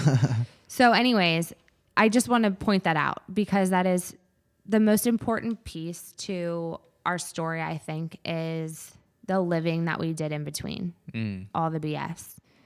And that was not letting cancer win. And that was continuing to plan our future, not knowing what it was going to be because none of us know what it's going to be ever. Mm-hmm. So we kept making plans. We kept setting goals. We kept living like he wasn't ever going to die. Mm-hmm. Because as far as we were concerned, and this was one of his favorite quotes, actually, that patient Leo got this tattooed on himself, never met Josh ever, just knew him through me and the nonprofit. Miracles happen every day. Why not me? Mm-hmm. Yeah. So that's how we chose to live. And that's why I choose to live the way that I do now, is because Josh showed me what that looked like. Mm-hmm. And it's that strong mind, strong outcome. Yeah, it is. And that's what I see you doing now, even after Josh has passed away, is choosing to live. Yeah. I mean, you have pain, you have grief. Right. Right? But you're choosing to live. So I hadn't really made the connection of that's kind of what you guys were doing even before Josh died. Yeah. But that's kind of cool because that's so true. Yeah. And I could see when Josh was here and you're dealing with that cancer at such an extreme level. Yeah. It would just be very easy. Like it would be the way inertia kind of pulls is you would just pull back from life a little bit. And that's just what you do. And you don't really go out and do much. Yeah. But you chose to still live life. Yeah. And I super just commend you for, and I super respect what you're doing because that's what you have continued to do. Like you're continuing to choose to live life, even having dealt with these painful experiences. Someone told me, thank you for saying that. Yeah. And I just think, and just to tie a bow on, I just think it's the best way you can honor Josh. And that's just it. So people ask me, I think one of the most frequently asked questions is, how do you do it? How do you continue to get up every morning and live your life and do all the things that you're doing? To me, such a no-brainer. Not always a no-brainer, so I don't want to make it sound like it's easy. To me, feel like I would be doing a disservice to Josh if I still get to be here and he would give anything to still be here And I chose to waste my life away because of grief and sadness and the fact that he's not here. To me, that's just like a big F you. Like, I still get to be here. You don't. And I'm going to waste my life away because I hate that you're gone. Yes, but you would get more attention that way. You would get more pity that way. The victim mentality, nothing grosses me out more. I can't do the victim mentality. I think, I don't want to generalize it, but more often than not, there's two types of people who choose resilience and people who choose to be a victim. I think there's like all kinds of psychological reasons why you choose one or the other. And some people think you're born that way. I won't tell you which side of the fence I'm on, but I just can't. It grosses me out when people think that I share my story for sympathy. It's so far off from my why. My why, I just had somebody message me the other day saying, thank you so much for sharing your story. It's helped me in this way, that way, the other way. And I said, thank you so much for validating my purpose and helping me understand that my why is being understood. My reason for sharing. Oh no, what did she say? Sorry, that was a different one. She said, it was so profound. I screenshotted it. I have a little album in my phone where any profound message that I receive that I'm like, okay, you're on the right track. You're on the right track. I save them in an album for the days where I have like, that one a-hole who's like, you're sharing your story for sympathy or whatever, like using your husband's death for attention. I'm like, you're gross and so annoying. But that's the day that I look at that album and am reminded like, that's a troll. This is what you're really doing. So she said, I hope this doesn't come off like not PC, but or like rude, or I hope you don't take this the wrong way. But after following your story, I love my husband better and I love him more. Of course. And yes. I was like, that is the greatest gift that you could give somebody like me. Yeah. Because when I see these relationships that have zero love, or these people who are cheating on their wives or cheating on their husbands or wasting other people's lives, I get so frustrated because I'm like, I would give anything to have one more day with my husband. Yeah. He doesn't get to be here. So the greatest gift you can give me is appreciate what's right in front of your face. Yes. This love that you have that you think is invincible, that, you get annoyed with your husband because he didn't take out the trash. Like, in those moments, just remember you get to lay down with him at the end of the night. You get to wake up with him next to you in the morning. You get to do life with him. You get to raise your kids with him. He's going to be a pain in the ass sometimes, but don't forget what a blessing it is to be able to do life together and love like you would love him knowing that he might not be here tomorrow. And that's what's so unique about our story is we didn't have an opportunity to not love like that. So our love was on such an extraordinary level throughout our entire relationship that it's a very unique love and loss because it's not like we were married for 30 years and we're, your love levels change. It's not as intense 30 years in, or maybe it is. If it is, like, give me your secret because I want that. But yeah, all that to say, her message was just that validation. Like, this is why I share my story. Thank you for loving your husband more, because you learned from my life experience. You gained this wonderful perspective without having to go through the pain that I had to get to this point. Yes, exactly. And that's what I pick up from you, by the way, Thank because you. like that is like, as we were talking early on, like you mentioned something about, yes, you got married on the date that you got married, but in a lot of ways you feel like you got married when you first like just met Josh. Yeah. And that's exactly how I feel about meeting Mariana. Like, it was first date, it was over. Yeah. There was never, honestly, after our first date, I never had to like rationalize or come to a decision. Am I now going to marry this girl? Yes. First date, it was done. Yes. And so that's, and I think it was mostly the same with her. So, Yes. But so as you're talking, yes, like one of the things I want to do is go home and hug her extra much. You know what I mean? Right? Yes. That's Yes. exactly like what I'm taking from this. Yes. And you said kind of the two kind of categories of people, like the resilient and the victim mentality. Mm-hmm. There's also two kind of categories of people when it comes to viewing other people, which is the benefit of the doubt or assuming a negative. And that, if you get kind of asshole people direct messaging you, which I'm both surprised and not surprised, and I'm sad that it happens. It's crazy that it would happen, but also this is a crazy, there's a lot of crazy going on. So, and there's something about social media. So Sure. I'm not completely shocked, although I hope it doesn't happen very much because that can be a bummer. Thank you. That's what's happening is someone is assuming a negative, Yeah. and I just think there's a lot of benefit in giving people the benefit of the doubt. Yes. And I heard something recently. So this is just total sidebar, but as it relates to giving people the benefit of the doubt, someone was saying, look, the question should not be, can I trust you? Yes. Because you may break my trust. We can all break each other's trust. The question shouldn't be so much, can I trust you? Are you going to break my trust? The question should really be, if you do break my trust, am I going to be okay? Yeah. Because actually, it just comes back to the victim mentality. If the thing is to be okay, you can't break my trust. And if you break my trust, I'm not going to be okay. It takes all the power away from you. Like then you're screwed because you broke my trust and now I'm a victim. But if you think in terms of, if you break my trust, am I still going to be okay? Now you have some agency in the thing. You know what I mean? Like you have actually some authority over your own actions and feelings. Yeah. So totally back that up. And that's totally the takeaway that I've actually gotten from you ever since I started following your story. It was there was never anything where I thought that you're doing any of this for any attention at whatsoever. Anytime I would see what you're doing, it was always like positive and encouraging and did make me want to love more. Thank you. Yeah. That's the greatest gift. I love more than anything in this world. I think that's why we're here, is love and connection. And a lot of that, I mean, how do you do that without vulnerability? So if I can be anything in this world, I want to be an encourager for all of those things.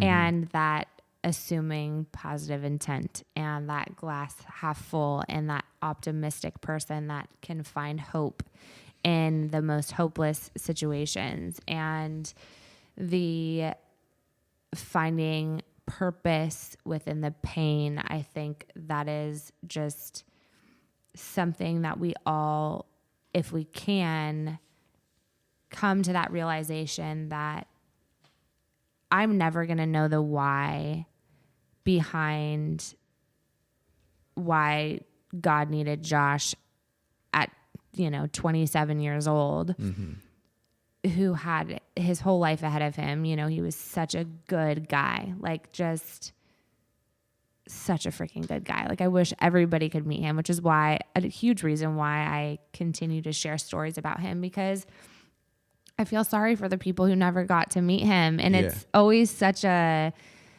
I don't know, it's such a feel good thing when people tell me that they feel like they know him because of me talking about him and sharing our stories. And I also selfishly don't want to forget. So if I have it written down somewhere, if I continue to talk about it, then I still have those memories. Yep. And he does continue to live on in that way. But I don't even remember why I was telling you that, but I don't know. I want to be a light. That's just who I want to be in this world. I want to give people hope. Yeah, I can totally see it. I can sense it, and you're doing it. Like Thank you you. just keep doing what you're doing, because I mean, it's so it comes across as genuine and authentic, which that's because it is. And one of the things that I really love about you saying glass half full, strong mind, strong outcomes, pressing forward, keep going, never die easy, looking on the positive instead of the negative, like all of these things. If you hadn't gone through this experience, you could be saying the exact same thing and it wouldn't carry the same weight. Sure. And Proverbs says, there's a verse in Proverbs in the Bible, and that says something about basically it says like, how a broken leg on a dog just kind of hangs useless. So is a proverbs in the mouth of a fool. So what that means is there's two things that matter when you hear something. The one thing is what's being said, and the other thing is who's saying it. And you could be saying like all the same things that you're saying. And if you hadn't gone through this adversity, I'd be hearing it and would be agreeing with it, but it wouldn't carry the same weight. But what I'm hearing is you've gone through some of the darkest and most difficult stuff that a human being can go through, and you're still saying it. So now I'm thinking, maybe it's true. You know what I mean? Like it's been tested and I'm hearing it and you're saying it, and like maybe it's actually true. And if you can choose to overcome and keep living your life having gone through that, then I can choose to overcome and keep living my life if I've gone through, a maybe difficult relationship thing with a kid, or maybe it's a divorce, or maybe it's a business failure, or maybe it's a challenge with a parent or a friend, like more minor type things that can also sideline people. Sure. I mean, it doesn't take much to sideline someone. You know what I mean? Like it just kind of gives me kind of confidence in, I don't know. I guess in some way you're giving me confidence in the human race, because if you can be this strong and positive having gone through this, then I can be strong and positive and choose to look on the upside and keep pressing forward in life and be resilient, even having challenges littered in our past, because everyone has challenges littered in their past. Everybody. Yeah. Everybody has been through something.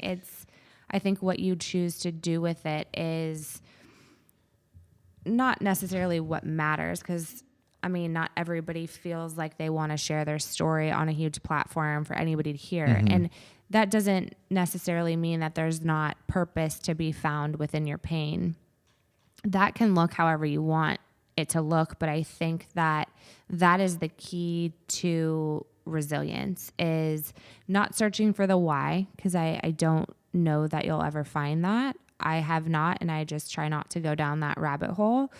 It's more what was the purpose behind this? What can I do to turn the loss of my husband into something that gives purpose to him not having the opportunity to be here anymore? Yes. So can he continue to help other people? Can I continue to help other people? That's the road I chose, because I had to throw myself into something. And for me, again, it was a no-brainer. The most inspiring people in my life are people who have faced adversity and chose the path of resilience. So for me, they laid the groundwork for what I was going to do with my pain and with my loss. And I'm like, this person inspired the hell out of me. She lost her husband, her dad, and her brother-in-law all in one day. And look what she's doing with her life. And this was someone that I was inspired by before I was ever a widow. So who knew that she would play such a huge role in how I was going to face my adversity. And it was just a no-brainer. Like, I want to be that for other people. Yes. But what is it about? Is it a glitch in the human design or something, or like a sin nature or something, the bottom feeder? Because I don't know. I kind of feel like everyone has a little bit of that dark corner that you can just let grow out and do bad things or whatever. But like, what is it about us though, or about some people? Maybe it's in all of us, and some people act on it more than others. I don't know how to look at that. But what is it about some people that tend to and almost demand of someone that they grovel? You know, like if someone has had, let's call it a divorce, then it was ugly or whatever, like that person should suffer for that. Or now here you are looking positive and hopeful and strong and resilient and caring and helpful. And it sounds like some of those people that are direct messaging you, like, what do they want to be different for you to like to just to not do this and to kind of grovel? You know, like there is something about some people. It's like, well, man, if your life wasn't perfect, or if you ever made a mistake, then you need to spend the next 5 years, 10 years of the rest of your life just somehow paying for that. But at some point you have to move on. So it's a valid question. I feel just so unworthy to even speak on that topic, because I think there's so many layers to it. The two guys that I sat next to on the plane, we actually got like really deep in the weeds on a similar topic.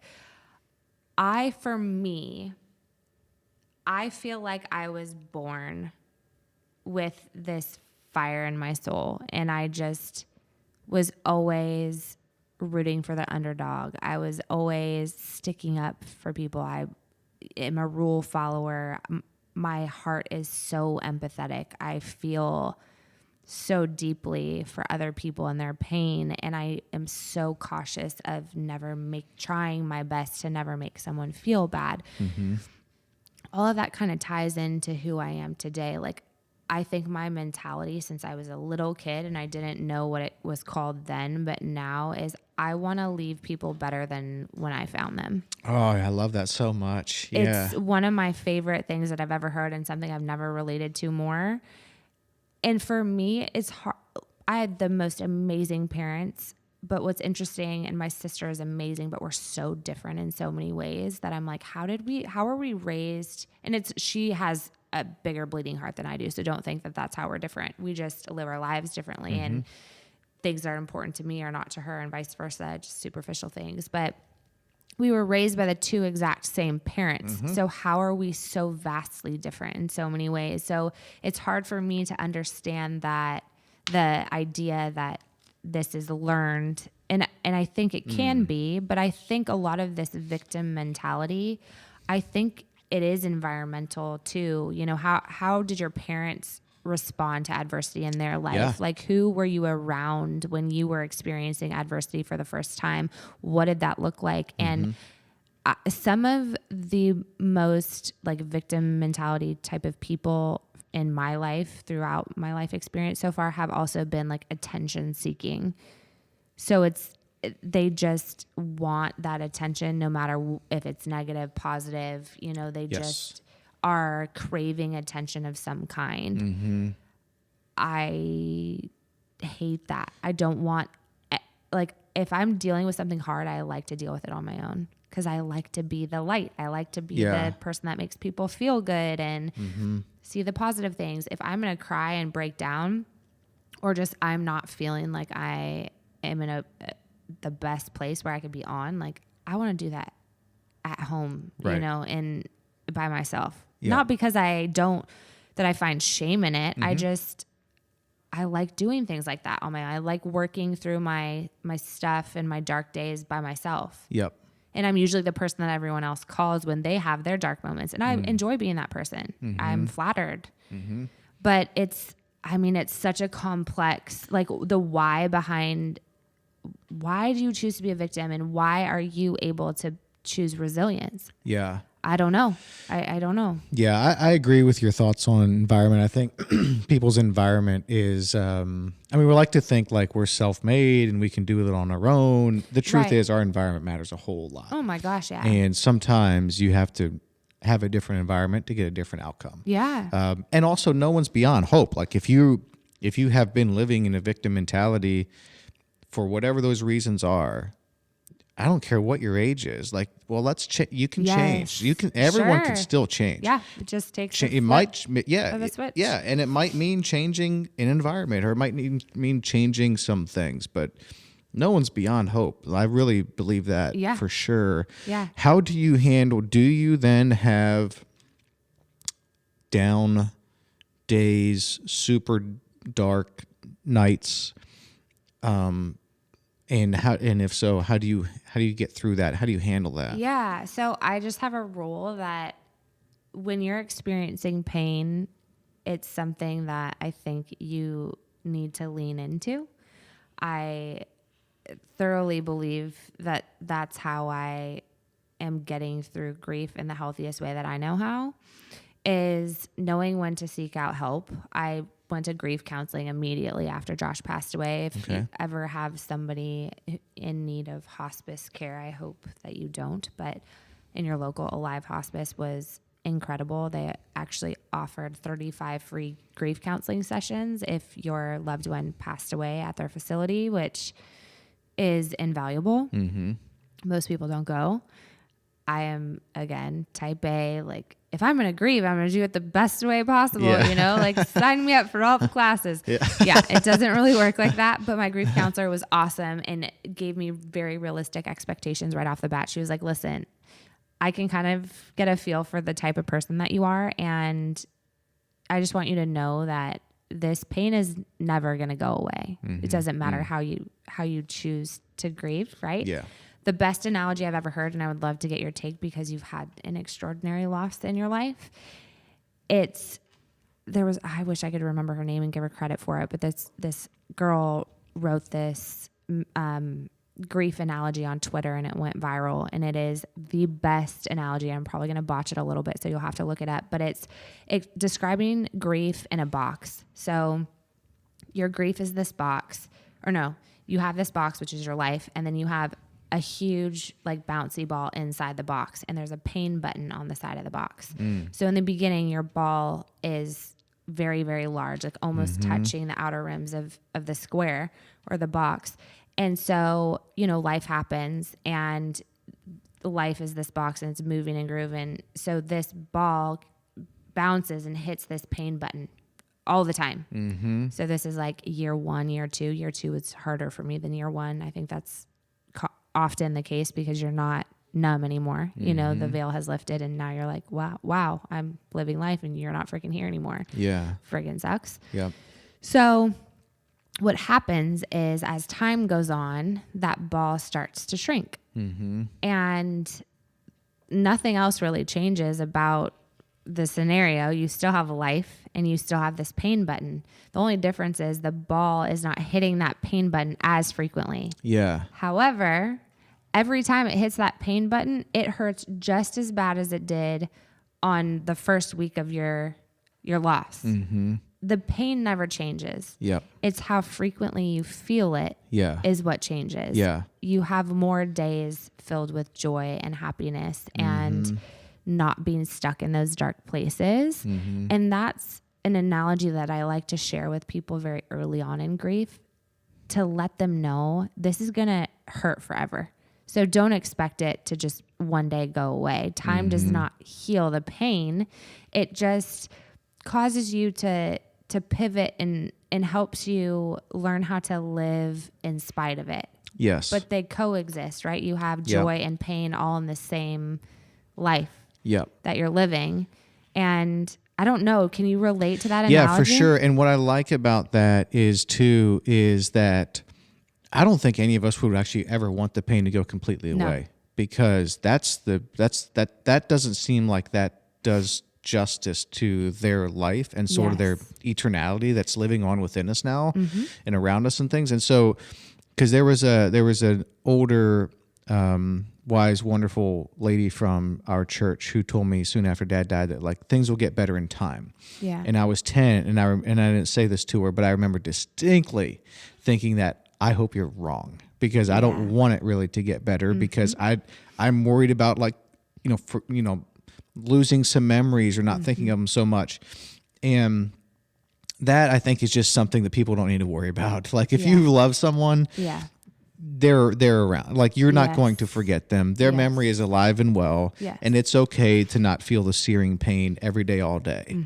But yes, certainly you do feel it from time to time, and I'm glad that you do, because that means that love was real, and all these years later, but also I'll say, like, I mean, losing your dad is one thing, but losing someone who you're, oh man, I think that's a different. It's just, it's got to be different. That's got to be so hard. Can you talk a little bit on so one of the things I've heard you say is that you love extremely much, like more than most people you've ever met, right? Yeah. Or most people that you know. Yeah. How does that play out? Like, what can be a takeaway? How can we implement more love in our lives? Like, what does that look like at kind of at an everyday level? Yeah. So I don't know. I look at love in apparently a unique way. You don't know anything else when it's what you do, right? I just have people tell me. I remember one of the younger girls that I kind of mentored, who's a dear friend of mine in high school. She's amazing. But I remember a voice message that she left me right after Josh passed away. And it's just this aha moment that I had, that I left this impact on this person about my life. And she said those exact words, and that's why I use it now. She said, you love more than anybody harder than anybody that I've ever known in my life. You believe in love more than anybody I have ever come across. And I'm like in shock that my husband just died. And that message stands out to me. Cause I'm like, wow, I do. I believe in love so hard. And the reason why is because I think it's what leaves the most impact on this world. There's a phrase that I'm sure you've heard, and it's people don't always remember what you say, but they will always remember how you made them feel. Mm-hmm. And it's something that we're all capable of. It's free. It's something we could give out freely every single day. Mm-hmm. I have this weird theory. I was just talking, Josh's ex-girlfriend, actually, who I am close with now. She was trying to set me up with somebody recently, and I just had this conversation with him on the phone. Mm-hmm. But I have this weird affinity for homeless people. And I think that, I don't know, you may think I'm crazy, or whoever's listening, like, this girl's a lunatic. But I feel like they're earth angels, like, sent to test us. I don't know why. Yeah. I don't know why. And I feel pulled a lot of the time to have conversations. And my friend will be walking. This was like back in the day when I used to go bar hopping in my early grief years. And I would like stop and talk to, someone who's homeless and I would give them a Keep Going, Never Die Easy wristband. Okay. And I would give them like our brochure that has Josh's Keep Going statement on it. And I would like want to learn as much about their life as possible and let them know that they're seen, I see you and I want you to keep going. Like, you've got this. And yes, I want to just love you and hug you. Mm-hmm. So I do that often.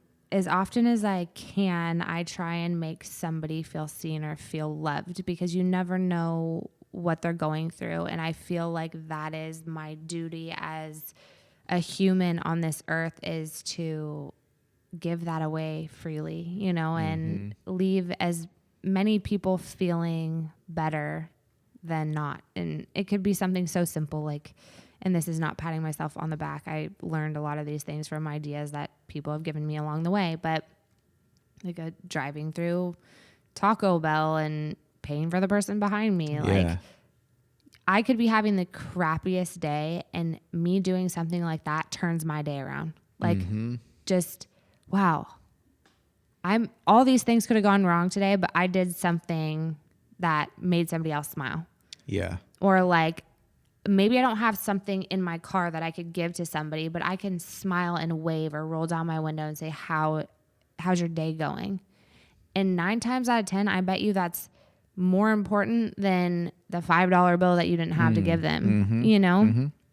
I mean, Jason off Old Hickory is like my buddy, and he has Keep Going, Never Die Easy wristband, and he's written an article about JPF in his paper that he sells. Oh, like, sweet. That's awesome. It's just, I just love people. I love being able to make people feel good. Mm-hmm. I always greatly appreciate when that is done to me in my life. Mm-hmm. And I want to be with somebody who has that same mentality, so that we can pass that on to our children. And I don't know.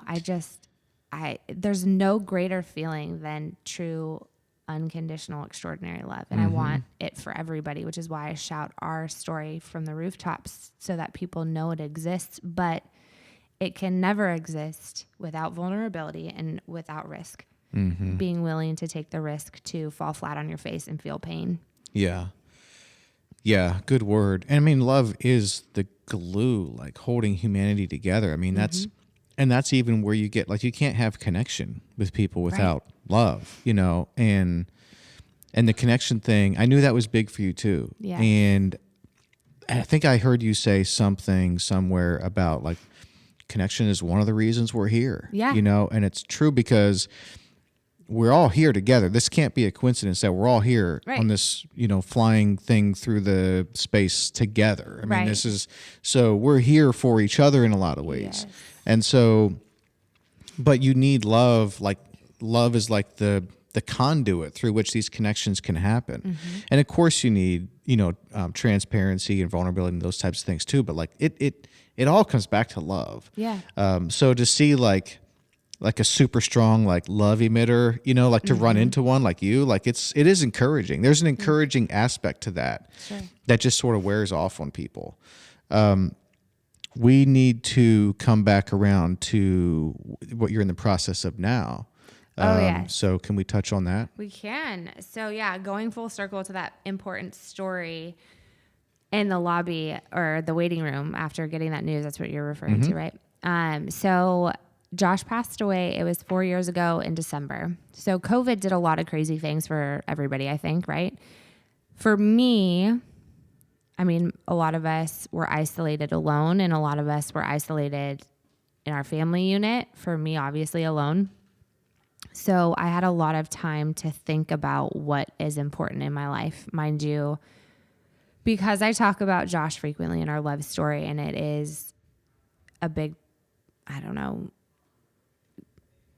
it has so much weight in what I feel my purpose is in life. So I don't think that I'll ever stop talking about it, even when I'm remarried. But because of that, a lot of people think like, oh, she's like gonna hold on to this forever and never start dating again. Like she's gonna be alone forever type of thing.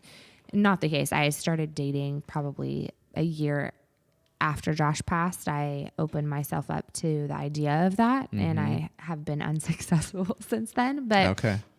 all that to say, I gave dating a fair shot. Like I said, I love love. I would love to be in love again. I would love nothing more.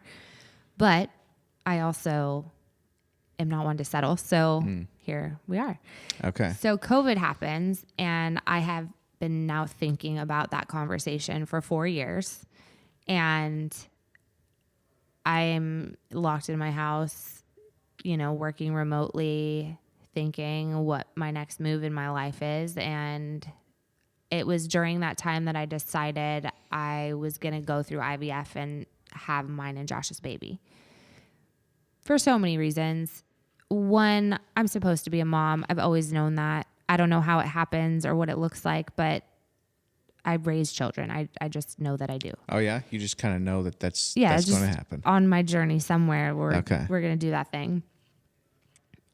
It was Josh's wish. So I had his faith in me that I could do it with or without him, which was huge for him to say that. That's why we had that conversation that day. Was he knows how I am, just like I needed to be sure what his wishes were when it came to his burial and funeral and all of that. Like for him to say that was big. Like I knew he trusted that I could do it with or without him. So I made that decision. And like I said before, when I'm sure about something, like I'm moving to Nashville halfway across the country for my boyfriend that I've had for a couple months who has cancer. Don't question me. And my parents know not to. They're like, yeah, you're awesome. We're on board. We love Josh. Let's do this. So I'm very grateful to have amazing parents who trust my crazy judgment. Well, not crazy. I just impulsive in the right ways, I guess. And so I make this decision. I start doing some research locally. Josh's sperm was frozen at Nashville Fertility Center. And I, went for had a virtual consultation, looked into the process, realized that it is so freaking expensive, especially when you're alone. And so I had to make a decision to be public about my journey because I needed help. So I started a GoFundMe. I had a long conversation with Josh's mom and Josh's brother about this out of respect for them. It's their family too in life, and we're all really close. And they both were on board. They're like 100%. His brother specifically had a conversation with me about how much this could help people. And I thought that's 100% what I would want. Is there has to be other people in my shoes in a similar situation. There's probably not a ton of them, but they're out there. And there's probably women who just want to go through this alone because they know they want to be a mom and they don't have, a significant other or whatever the case may be. I don't know how this is going to do good for the world, but I know that life has taught me that when you go through hard things, you're supposed to share them. for multiple reasons. It's going to connect you with other people so you don't feel alone, which is awesome. And 2, you can help people along the way. Mm-hmm. So I start this GoFundMe. People are amazing. I have to wait. The clinic that I decided to go to is called CCRM. It's in Denver, Colorado. It's like the MD Anderson of IVF. And obviously, if I learned nothing from our cancer diagnosis, I say our because I don't know, some people might take offense to that, but this was a journey that we did together. Yeah. So if I learn nothing else, it's if you're going through something life-changing, you don't mess around. You go to the best place possible. So for me, I'm like dabbling and, trying to go through IVF here, not having the greatest experience. And I wake up and I'm like, this is what you do for a living. You connect with newly diagnosed patients to help guide them so that you can, give them the knowledge that you wish you would have had when you were going through the experience. So why am I not doing this in my own life? Stupid. So, God and the universe guide me and remind me that I'm supposed to be in Denver. So I have a conversation with Josh's oncologist. Her friend had a bunch of failed IVF attempts locally, and she's like, she ended up at this place in Denver. Let me figure out where it is. And I'm like, I already know what you're going to tell me at CCRM. I've already done the research. That's where I'm supposed to go. So I now know that I have to travel. Well, they don't accept TRICARE, which I have TRICARE because of Josh. And I didn't get on my work insurance because there was no reason to have 2 forms of insurance. I'm somewhat, for the most part, healthy. Don't go to the doctor a ton. So I'm like, well, shoot, this is going to be like $40,000, if not more. And that's going to be really easy to do. No problem. Yeah. So I wait until January to get on my work insurance. I'm super blessed that my insurance company approves the treatment. So start treatment. We raised just under $10,000 to go towards treatment, which was amazing. It was also the same time where I got my end of year bonus, which was helpful. Go through our first round of IVF. Won't get too in the weeds with this, but IVF is a freaking crazy process. It has given me the utmost respect for anybody who goes through it. It is really the most emotional process with so much room for error. You invest all of this time, energy, and so much money into something that may end in nothing. Yes. So that was kind of the case for us. We went through the process. Everything was good except for, an ice storm here in Nashville that almost threw off my whole thing. A huge blizzard in Denver that almost threw off my whole thing. But so we get 20 eggs, which turn into 13 embryos. So we have 13 embryos on a Monday, which is great. Great number. Josh's favorite number is 13. I'm like, yes, this is it. I'm going to be one of the lucky ones. I only have to go through it one time. Super quick. Can you explain the difference? What needs to happen for an egg to become an embryo? They just introduce Josh's sperm to the egg and create. Oh, that's when it becomes an embryo. Yeah. Of course. Sorry. No, it's a very like the level of my understanding here. No, trust me. I've learned so much throughout this process, so don't feel silly. Yep. That's a very valid question that many people, I'm sure, are wondering.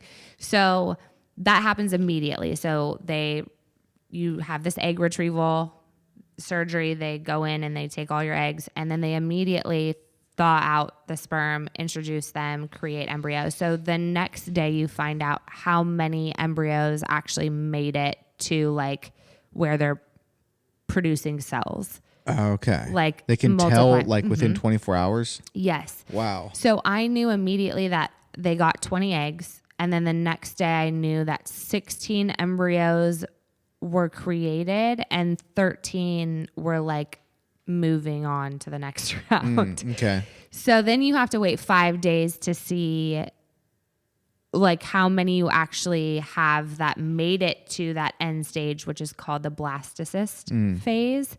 And then that's when whoever made it that far gets to move on to testing.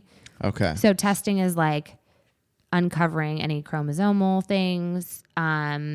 For us, I know that Josh's mom and Josh were BRCA2 positive, which is the breast cancer gene. Oh, okay. So that is something that we decided early on after many genetic counseling appointments, decided that we wanted to eradicate that in our family.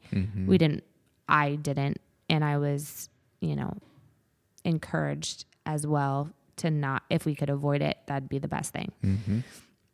Also a controversial topic, but I think it's hard to have an opinion on something like that unless you've watched your husband at 27 die an excruciatingly painful death to cancer and then have to watch his mom go through the same thing 3 years later. So if I can avoid that for my own children, that's what I'm going to do. So we have 13 embryos on a Monday and we have 1 embryo on Friday. 1 little embryo left. So this embryo already hurdled over some crazy odds. Now they have to come back as normal from they call it PGS testing, and where they test like chromosomes and stuff like that. Well, it passes that test. And if it passes that test, then we move it on to the genetic counts or the single gene testing, which is we're trying to hope that it's not BRCA positive. Gotcha. Which is a 50-50 chance. Ah, it's that great of a chance. Yeah. So if you have one parent who is BRCA positive, your child has a 50% chance of being BRCA positive. And in Josh's case, his mom was the carrier, and so she passed it on to him. Whoa. Unknowingly, of Yeah, course. sure. And so here we are. You have to wait a week or so to find out the results. I think it was 2 weeks, actually, like the most grueling experience. So it's beat every odd. Like the fact, it was like they stage your embryo. Ours was a 5BB. The highest is like a 6AA. So it was strong. I get the call and I knew it wasn't good because she was like, so how was your weekend in Utah? And I'm like, oh shit, this is going to be bad. And she's like, so your embryo, are you okay knowing if it's a male or female? I said, yes. And she said, it's a female based off the chromosomes and she's BRCA positive. So we already made the decision ahead of time that at this moment we weren't going to transfer a BRCA positive embryo. So then after, and mind you, I'm sharing all of this publicly too. So I have to let everybody down who wants this baby so bad. I was following this on social media. So amazing. So then it's literally back to coming up with $20,000 to start this whole process again. Yeah. Oh, and then it was finding out that out of the 8 vials of sperm that we had, that they used 1. Only 1. I was like, why did we only use 1? So Wait, you're saying they could have used more? Or? Yes. Okay. We're not going to get too in the weeds on that, but the intention was good. They wanted to preserve because we only have what we have. Sure.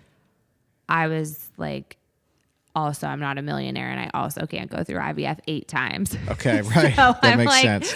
Could we maybe use more this time? So if they use more, now you're introducing more sperm with the... So in our case, really good questions. In our case, so up until day 3 of our embryos were looking really good. So it wasn't until day 4 and 5 that they drastically started dropping off, like stopped progressing. And so based off of the science behind that, the thought is that it's because the sperm quality is poor, which is understandable. Josh deposited his sperm when he had cancer. For 1, for 2, it's been frozen in God knows what conditions, hopefully great. Hopefully we did it well and it was in a facility where it was stored properly. But that was always my concern, was that the quality of the sperm is going to be poor because of everything that we were up against. So on top of that, we then had to ship Josh's sperm from Nashville to Denver. So in our case, he had 2 separate deposits. So 2 different days where he went in to do that. So I had a long conversation with the embryologist after this attempt, and I, said, what can we do to have a better outcome this time? I'm not sure if you're aware, but we had 2 separate deposit dates. In a perfect world, what I would love to happen is we thaw out the date that we didn't use the first time and see if the quality is better. And then, we're talking millions and millions and millions of sperm. So it's not like there wasn't enough. It just, quality matters. I see. That's how you get the longevity for the embryo to keep progressing. So in our specific case, the plan moving forward is to start with that second deposit and hope that it's better quality. And then 2, if necessary, you have my blessing to use, 3 or 4 vials if we need to get a better. So if they're using 3 or 4 vials, does this look like you have the eggs, you dump a vial in there, and then that's not really... So they look at the sperm and they can see so in our case, only 5% was alive. So they can tell that before they even introduce it to the egg. Yes. So, I see. So they're Okay. looking in a petri dish. They see, only a few swimmers that are actually they're thought out and they're moving around, and, maybe some look really wonky because of, cancer and whatever else.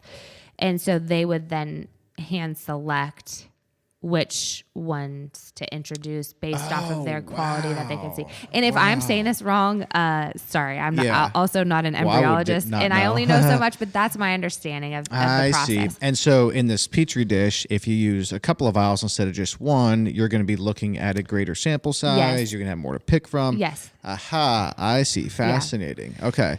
So, when does that all start now, or has it already? Yeah, so I just found out today my new calendar. So I should be able to, my next egg retrieval should be May 11th-ish. So again, it's going back to Denver. Okay. So yeah, Okay. beginning of May, I'll be flying back out to Denver. I think Cinco de Mayo. Okay. If nothing changes, it's all based off of your body and your cycle, and it's a freaking science, let me tell you. So yeah, that's happening really soon. We hit our goal, our $20,000 goal yesterday. Okay, cool. Congratulations. Honestly, tears of complete gratitude. There's so many amazing people in this world. The fact that perfect strangers are helping me raise $20,000 at the chance of making our dream family a reality is pretty freaking amazing. Yeah. When you really think about it, you know, it really is. None of this would be possible without this village of our team Baby Powell warriors out there, rooting so hard for this baby and this whole process. And it's been amazing. And I think back, I'm why was I ever going to do this alone? Literally alone. I have thousands of people, strangers who are cheering us on and praying for us and helping us financially. That's where, I don't know, I'm such a huge advocate of sharing your story for those reasons, because you don't, there's so many people who want to help, and there's so many people who have gone through similar situations who can be there for you in ways that your close circle can't always, having not experienced. If you have friends who have never experienced the loss of a parent, they're never going to understand somebody who has, right? Or even someone who's experienced extraordinary loss. The level of empathy that I have knowing that your dad died when you were so young, I could never feel exactly how I'm feeling without knowing what extraordinary loss feels like. Yeah. You know what I mean? Yep.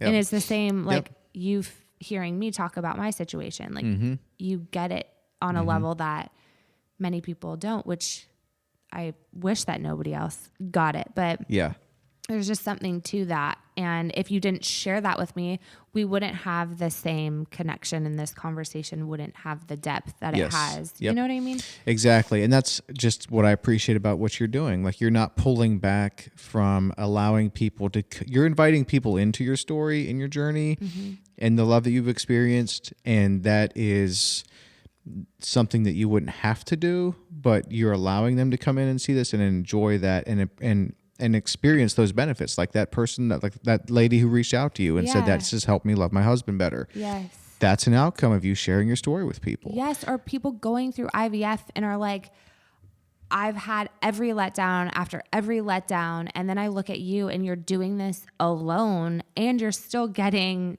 letdowns, and watching you do it the way that you do with such positivity and grace and hopefulness. You've helped me learn how to do that in my own journey. And I'm oh, I just love you. Can you just come to Nashville so Yeah. I can give you a hug? Yeah, exactly. I'm like, you're giving me a gift by validating my reason for sharing.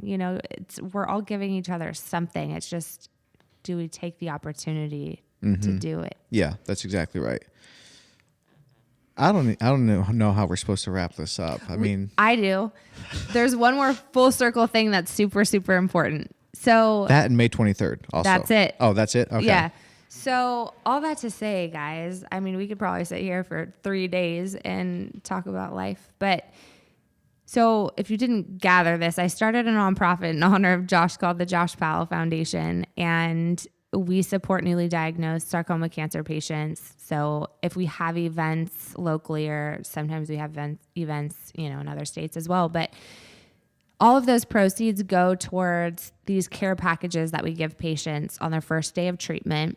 And it's kind of that seed that we're planting. And the seed is, this is an example of what somebody who went through this journey and chose resilience and chose to share their story, how, whether they're here still or not here, how they've left a mark on this world. So our mission statement is inspiring the world one battle at a time. And it's choosing to find purpose within your pain, if you will. It's taking your journey with cancer. In my case, obviously it's widowhood and now IVF, and inspiring others through that process and giving purpose to it.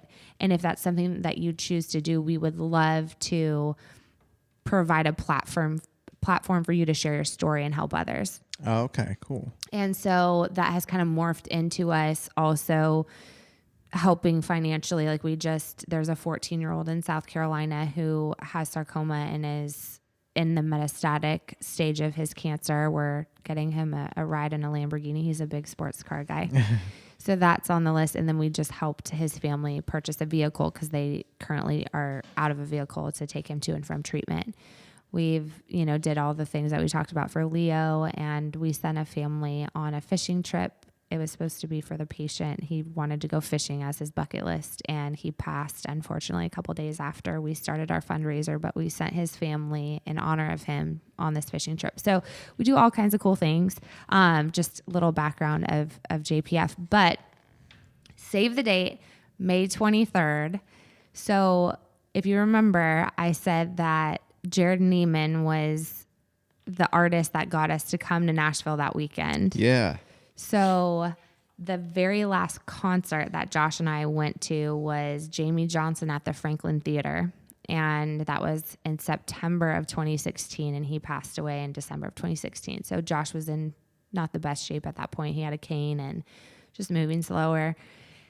And it was a cancer benefit. I did not realize that. So I was crying like the whole time. And it was just so moving. We both love Jamie Johnson so much. So long story short, again, sorry, my stories are never short. But Josh's mom and I saw that same benefit was happening 2 years later. So I think it was 2018. He was playing again, the Nikki Mitchell Foundation for pancreatic cancer. He is on the board. He has a bleeding heart as well. We go back to the Franklin Theater where Josh and I had our last concert, and we watch him perform with Lee Bryce, Randy Hauser, and Jared Neiman. I think Jared was there. Yeah, he was. And so my mother-in-law was like, you need to go give him a wristband. And I'm like, no, that's so weird. Like, I don't want to be that girl, She's like, no, you have to go up there. You talk to everybody, about JPF and the wristband and blah, blah, blah. I'm like, okay, fine. I can't let her down. So I go up to the stage after the concert's over, and I hand Jamie a wristband and a brochure. And I just said, I hope you don't mind me sharing just a little story with you. I'm like, I lost my husband in 2016. Jamie was in the Marines, and Josh, obviously, Army. And I said, you were the last concert that we ever went to together. It was this exact venue, this exact benefit. And he was just like staring at me, like just not saying anything. And I'm like, I don't know what else to say, but I just wanted to thank you. Like, this has such a special place in my heart. It always will. You will always be a special artist to me because this was our last concert together, and we just both loved you so much. And so I left him all the JPF stuff, and I actually met Rhonda, who runs the Nikki Mitchell Foundation. I had talked to her, and she was so generous. She was like, I want to help you. I have so many resources. I know you're doing this on your own. Like, whatever I can do to help, let's go to lunch. So we ended up going to lunch, and she invited Jamie. And so the rest was history. Jamie and I were friends right off the bat, and he's just taken me under his wing. We did a benefit concert at the Nashville Recovery Center 2 Decembers ago, raised $20,000 for JPF. It was the most epic event we've ever put on. So all that to say, May 23rd, we're doing a unofficial motorcycle ride that will start at the Harley Davidson dealership in Columbia. And we're going to end at some like secret venue. I don't know. Jamie and I were just on the phone before this. I'm like, am I allowed to mention this? He's like, yes. We're going to have a concert. It's going to be Lee Bryce, Jamie Johnson, Jared Neiman, all full circle, and Randy Hauser and some friends. After the ride, we're going to do like auction, whatever else, and just raise a ton of money for JPF. Josh was a motorcycle guy. So was he really? We're actually going to ride his Harley in the ride, which is so amazing. Like, there's no words for how epic this event is and how crazy, like, Jared's going to be there. That was the reason why I even came that weekend and met Josh. Oh my gosh. Jamie, and then Jamie was the last concert you guys were at. Just This so is crazy. insane. Yeah. This is a theme in your life, by the way. It is. Like, And the more you get to know me, you'll never be surprised at any of the crazy things that happen. But I think it happens to all of us. We just don't pay as close attention as I do because I have so many of them. But yeah, so save the date. You guys need to be there. It's going to be so freaking epic. I'll post stuff soon when we have like hard details, but it's for sure May 23rd. It's 100% going to be the best nonprofit event that you've ever been to. Don't doubt that for for a sure. second. I mean, if there's a motorcycle ride followed by a concert, Yes, that's pretty with awesome. like the best guys ever. It's going to be so amazing. And it's just for anyone who wants to come be a part of it and be part of the event and donate and everything. Yep. Awesome. Okay. Yeah, it'll be for everybody. So just keep an eye on the Josh Powell Foundation social media pages, my social media, Fabi Powell, and then Jamie will have it on his page. His, I think it's Jamie Johnson Official or, whatever the check mark is. But yes, it's May 23rd. That sounds like a lot of fun. Thanks for telling us about that. Yes, May 23rd. And so people can find out more about your work and what you're doing, joshpowellfoundation.com or is it .org? .org. And then on Instagram and so forth, you're at Fabi Powell? Yep. And any other websites you have going you want to call attention to? No, those are the main ones. I share my story. Like if you're interested in IVF stuff, that's all on my personal page. If you're interested in my personal story, that's Fabi Powell and all the... Is it Fabi Powell, like a personal website? Not website yet. I'm not that just fancy Instagram, yet. You're saying? Yeah, just Instagram. Cool. Okay, yeah. And I'll eventually... I'm creating a blog, but that's a whole another thing. All right. But I'm just following on Instagram, and it's great. I mean, I've talked to my wife like so many times since I found Never Die Easy, under so the bridge on I-65 South. So she kind of knows your story through me following and everything. Yes. Well, thank you so much for being on. I'm super honored that you would be on. It's like kind of still surreal. Like it's almost hard to believe that you've gone through this level of pain and here you are and this is your mindset and this is what you're doing. And it's encouraging. It's encouraging like at a profound level. It's not like, oh, I'm going to have a great night, but it's like at a profound level. Like this is what you're doing it's remarkable. So, and I'm just honored that you would be on the podcast and talk through it. So. I'm just so glad that you listened to that poll and reached out. That's my favorite thing. And honestly, that's why I think I have these crazy stories is because I listen to that poll always. And it's by no accident that you were like, oh, this is the one time I'm actually going to look up a bumper sticker. I know. You know what I mean? Yeah, I don't do that. And we rescheduled this because my mother-in-law was declining. Right. Yes. And I mean, in most situations like that, I feel like, okay, whatever, it didn't happen and then you just move on. And we're both busy people. But I'm like, no, like the way that we were connected, like that is no accident. I agree. I need to go do this. And then seeing the posts about your wife and learning more about your story. And I keep meaning to ask you this. This is something that's super important. What's your dad's name? Sanford. Sanford? Yeah. I love that name. Yeah, Sanford David. Lapp. Sanford Yeah. David. I love that. One thing that Josh always used to say, I remember he wrote a post about this after we visited the 9/11 memorial, which is crazy because his birthday is 9/11, and that's kind of why he went the military route, or a big That was reason Josh's why. birthday? 9/11. Oh, you said that. Yeah. Yeah, and he wrote a post and he said, people aren't forgotten until you say their name for the very last time. Oh, yeah. And so I always try and make a point to say their name. Yeah. We incorporate that into our foundation as well. We do a shirt every year where people can put their loved one's name on the back of one of our shirts. Oh, cool. So, people can remember their loved one. Yeah. So anyways, I meant to ask that earlier, but Yeah. Thanks for asking. yes, of course. What do you want to leave people with? Oh gosh. One of my favorite just phrases that I have, and I actually have it on this bracelet. These are like a new big thing where you have quotes on your bracelets, but love fiercely because this all ends. Like I always tie it back to love because it's just who I am. Mm-hmm. And I think if we live fiercely, if we love fiercely, and we are constantly reminding ourselves that this ends and we don't know when that is, it's hard not to do everything that matters in a fierce way. Mm-hmm. So, all those taglines, never die easy, keep going.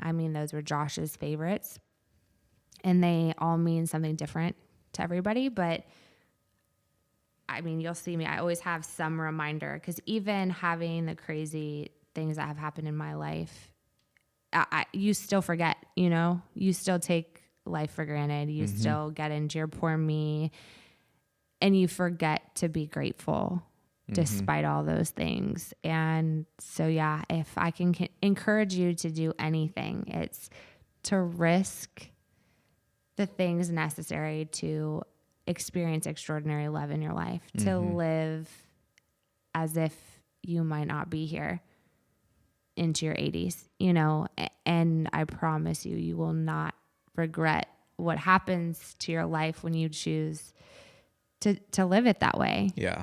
And you'll see a profound change in the things that you say yes to and the things that you say no to, and just how you feel when you show more love to people. And I think now is the time that we need that most, is that vulnerability and that human connection. A reminder, like faith and humanity. If you can be that person, we don't have enough of those. Yes. So be more of that. Yep. Love it. Fabi Powell, thanks for being on the podcast. Thank you so really much for appreciate having it. It's wonderful. me. Thank you.